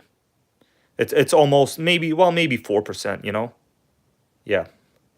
Yeah, anyways, let's continue. Duratrax Nitro Demon. Burn your competition. Yep, with a Torque 21 over here. It's actually quite a cool looking body. I gotta say, it's pretty cool. Oh, here we go. Some nitro motor technology, but hold on. I mean electric. Here we have a Trinity Pico. We have a Yokomo RX12 Hyper S. I've never seen these in real life. Okay. Yeah. So here we have some, you know, carb stuff. They're talking about SG. This is what I keep talking about shafts, guys, by the way. SG style shaft, which is the SG shaft, and threaded. So they call this like a standard shaft, right? Standard or short shaft sometimes. But honestly, I call this a pilot shaft. I don't know why they call this an SG style. Yeah. Physic goes, hey Hybrid, can you use a FlatSky GT3 receiver with a GT5 transmitter? No, unfortunately you cannot. You have to use the BS6 receiver. Okay, here we go. Some electric motors right here, guys, just for all of you that were talking about before. The really modified 7 double. So 8x2, right? So you have 8 winds and I guess it's 2 strands each. I never did this personally, but you know, basically I know how this works. 8x2 right there. That's a very fast motor. So the basically the lower your first number, the higher, well, the equivalent would be of like kV, turns per RPM, you know. But basically what happens is the lower this number, the more your RPM is per volt, but lower torque as well. So it's kind of an inverse relationship. Let's continue. We have the Kyosho RC Surfer. I've seen some people have this. That's pretty rare. Okay, Corrali. We got some more Kyosho. Oh, man. Dude, check this out. The 4th Kyosho World Cup is here. Tara Curry. I came upon it in the magazine, but you were in the 5th one. I saw on the shirt it said 5th. Tara Curry. Bro, I hope you're still here. I actually found an ad for the Kyosho World Cup. I can't believe it. Look at this. Yeah, they're even talking about in the United Arab Emirates of Dubai. The City of Gold. The 4th Kyosho World Cup crown. They'll race on brand new first class course. This is sickening right here, Tara Curry. I'm glad you got to see this. Now we all have like a little bit of background information that we actually saw this. Man, look at this. Kyosho World Cup 2001 regionals are coming soon. Man. What does that say? Anything interesting there? No, nothing that I can really tell. Okay, so the V1S, that's the one you had. Another V1S, sickening. Got a lot of information here. The advanced entry fee is just $25 per team, and you'll get double that amount right back as a $50 rebate when you buy Kyosho GP Spider or V1S to race. Oh man, that's pretty cool. They gave you a little bit of a discount. Oh man, Tara Curry goes, used to train daily all day. I can only imagine how much nitro you burned. Because it looks like these guys are running super rich and loud. Look at that. I can see the smoke all over. I love it. Sickening. 4th Kyosho World Cup. Yeah, Kyosho was big into racing back then. Not bad, not bad. All right, let's continue. I'm glad you got to see that, bro. Brings back a lot of memories, I bet, right? Okay. We got some more Kyosho stuff. Man, this magazine is dominated by Kyosho. White 1021. Oh man, so you're saying Kyosho, Tara Curry goes, he had this exact car. Oh man, that's sickening right there. That's pretty cool. Look at that. Get a little close-up of that, man. Nothing like, I know when I see pictures of my first ever Nitro, man, fond memories. Fond memories. Makes me want to get Taco Bell right away. All right. Blown Bush in Garage, how you doing? I'm here for history and nostalgia and sickening nitros. Thank you, bro. All right, let's continue. Let's continue. Oh, old batteries of the time, man. I remember these constantly pissing me off. All right. Yeah, so Kyosho was, man, literally every other page is a Kyosho ad over here. Yeah. So Steven Rock goes, what about fit scale? Good question, man. So fit scale, Man, Fitzcale was a rich man's hobby back here. You know, this is before the Baja came out. This was like, Fitzcale was basically dominated by road racing and FG. It was expensive. You know, I remember I didn't know a single person that had one. Even my hobby store didn't have one. So we got some Proline, you know, electrics. I'm not going to talk about this right now. So we got Duratrax Real Race. You buy the software and pretend to drive RC on your computer. It was great. It's great. Okay, so we got some prices of stuff over here. So one of my favorite segments, actually. Yeah, Duratrax was pretty much everywhere. Yeah, look at that. Duratrax all over the place. Look how many models Duratrax had, but I'll be honest with you, they were basically all very similar. Yeah. Yeah, Terra Curry agrees, yeah, it was too much at that time to have a 1/5 scale. Yeah, at that time, to have a 1/5 scale, you had to, like, build kits. You did have the Traxxas Monster Buggy, I will say that, but nobody ever bought them. Let's continue here. Oh, here we go. The Sickening Clack Kyosho Nitro Beetle, the one that I have. You guys remember this one from my video? This is the Nitro that the term Sickening Clack came from. Very good price. $199 for an RTR. It looks like, well, I don't know if it says RTR. QRC, so that's the quick reverse GS11X. Yeah, but still, $199, man. I will buy that right now. Of course, you know, sickening transmission clack, but what are you going to do? All right, let's continue. Here we got some kind of hardcore racing conversion kit for the 21 T-Max. All right, Bryson 365 goes, I'm ordering my GT2 tonight, bro. I can't wait, man. I want you to get it. All right. Yeah. So let me show you guys what Bryson 365 is talking about. I'm going to show you on the computer, okay? So we're at the A-Main website. I'm going to put in GT2.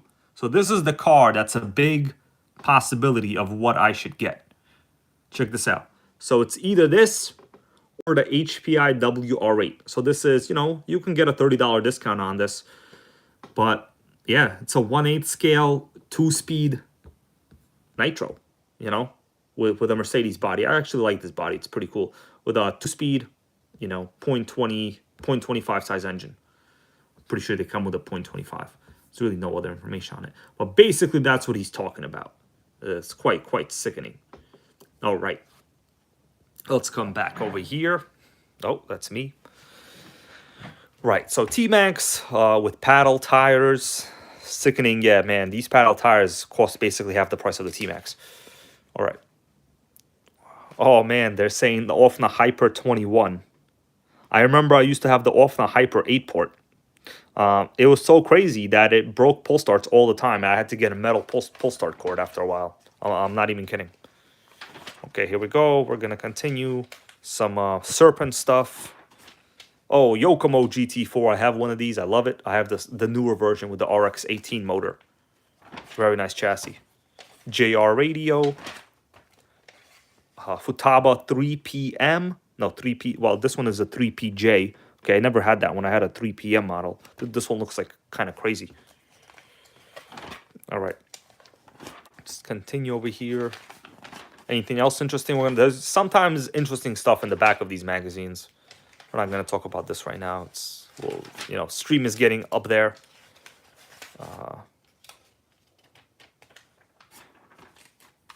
Convert a pull start to bump start. I mean, it's actually quite easy. You just remove everything from the back, put in a sealed backplate. I mean, I don't know how much more information you need on that. Well, back then, this is pre-internet really research, you know. Yeah, this is really pre-internet research. So here we have some XTM Racing 0.15 pull start engine. $85. Wow. Man, I wonder how these were. 0.45 horsepower. It's pretty weak. 4.15. This was before XTM had like sickening 24, you know, XTM 24/7 engine. This was like XXX main right here, stuff like that. Let's continue. We're almost done, guys. Thank you all for watching. And still Nitro, baby, goes Barista Craig. That's right. Still Nitro. I like that. You're a good point, man. Good point. Okay, I'm waiting to see some interesting stuff. Sometimes there is some stuff in the back here. All right. So let's see what they got. They got some bowling cars. These are like ones you have to build, very similar to like the RJ Speed that I have. But this is a kit. I have to probably unbox it soon. All right. Let's see what this is. Nothing interesting here. We got some Megatech stuff. Okay. We got some engines over here. It's small font, so we're not going to look at it. That's it, guys. That's it. So this is... Yeah, Chris's back lot is Chris Cianelli, the Megatech guy, right here. All right, guys, let me flip back to the front camera now. All right, Terra Curry goes, great stream. Thank you, Hybrid. You got it, man. No problem. I think we all learned a good amount of stuff. You know, the last 2016 HPI catalog. No one has it, okay? Because nobody bought them, but I like this kind of stuff, right? The last catalog right here. Talked about the Schumacher, the world's fastest nitro. You know, unfortunately, I had a little bit of problem. Actually, after the stream, I'm probably going to spend some time, you know, and figure it out. Okay? Man, this magazine, guys, I really need to go through this because this RC Nitro has a lot of nitro in it. Like, they literally have pictures of nitros on every single page. There's not a single electric in this magazine, okay? That's why it's called Nitro. Okay? They're not played around. Let me put it that way. We got a Terror Crusher. I used to have this truck. I actually, what am I talking about? I have this truck, right? This is my second RC I ever bought, right? All right, my dudes. I think we're gonna come to an end, like maybe 5 more minutes, and we're all gonna roll out. And I gotta go shovel outside. Actually, it's quite sickening snow today. Can't even go out anymore. Can't go get any Taco Bell either. I gotta eat like frozen food later on. Question is, do I have anything? I don't know. Okay. Adam J right over here. I'm gonna read this comment. Adam J goes, why no Monday night upload this week? What am I supposed to listen to on my commute to work? Hold on. Oh, you know what? Oh, good question. Monday Night Nitro. There was a Monday Night Nitro. I made the video private after, so I actually I did do a Monday Night Nitro. I forgot what I talked about, but it was pretty good, I'm sure. You know, right? But I made it private. I might make it public again. We'll see. You know, I had some kind of technical difficulties there for a little while, so I might edit it and load it as a standalone video. But Monday Night Nitro will go on, okay? Just like the NitroGang, with or without me, it will go on, okay? Right. So, yeah. So, Bubbles RC Shed goes, is the Prius good in snow? Well, there's kind of an inverse relationship between fuel economy and snow. If you want good fuel economy, you're gonna get bad snow traction. So currently, right now, see, the thing is, I'll tell you what really is, what's actually important about snow driving. You know, being able to get out of snow is one thing, but being able to slow down and stop and not hit people at intersections or red lights is another thing, right? That's actually what I'm worried about. I'm not worried about getting out, because if you can get out, it's fine. But the question is, can you stop at all those intersections, right? Is anyone gonna hit you? You know, I'm actually worried about it. And people with like giant trucks, people with SUVs and stuff, they think they have an upper hand, they have an advantage in driving in the snow. And that is true. But the thing is, we all have 4-wheel brakes. No one has more than 4-wheel brakes, right? Am I right or what? Everyone has brakes on 4 wheels, you know, for regular cars and SUVs, non-commercial vehicles. Everyone got 4-wheel brakes, guys. So it's equivalent. Like, can you stop is the question, you know. Do I want to risk high insurance rates to drive in the snow? The answer is no. So it's better to just take it easy, you know. If you want to drive in the snow, go break out your T-Max, because you can't kill it. You know what I'm saying? All right. So, any final questions here, guys? I'm just gonna check some stuff here in the stream. All right. By the way, guys, yeah. Oh, Bubbles RC Shed goes, All about driving. I'm driving a smart car electric in -30. Bubbles Arcisha, did you know that I own a Smart for 2 as well? That's right. You know, I never said I have great cars, but I will tell you they're a little bit interesting. So Bubbles Arcisha, I own a Smart 42 gasoline model, right? 3-cylinder. 1 liter, baby. 1 liter is all you need. Okay, it's a cool car. I don't care about like going fast. I don't care about any of that crap. I only care about cheap insurance rates and fuel economy and reliability. That's all I care about it. You know what I mean? Yeah, Corey Taducci goes have 8 inches up here in Massachusetts. Yeah, man, I think we got more than that here. All right. Oh man, Fitzcaler Bust RC goes, I just got in from driving 16 hours in the storm. Oh my god, dude, you need Taco Bell. You need Taco Bell, and you need to go hang out with your Jado, is what you need. Okay? Alright, guys. Thank you all so much for watching. 1 minute, and we will discontinue the stream till next time. Tomorrow will be a good bash driving video. Tomorrow will be a very sickening Jado and Baja video. Jado and Baja tomorrow, they're going to be insane, crazy, onboard, 2-speed action. It's going to be 2-speed baby all day long tomorrow, okay? Or Mark Brennan, thank you, my dude. I appreciate you all for being here. Okay. That's right. Okay. That's it, guys. Barista Greg goes, you streaming tomorrow? So tomorrow I'm probably going to do a live chat for the video, but it's not going to be a live stream, right? It's just going to be about a 17-minute video with like a live chat function enabled. So we could all hang out and talk. It's going to be a very good video. A Jado bash with a Baja. Why? Because you need them. Okay? Alright. Alright, that's it, guys. Let's see you all later. Tara Curry, thank you for everything in the stream, man. And yeah, we got a racing legend in here, guys. Freaking Kyosho racing legend. For real, you know. Now we need to find someone that raced like the HPI Proceed, and then we'll have a conversation. You know. Okay. Okay, guys, that's it. Have a good night, and I am out as well. Later.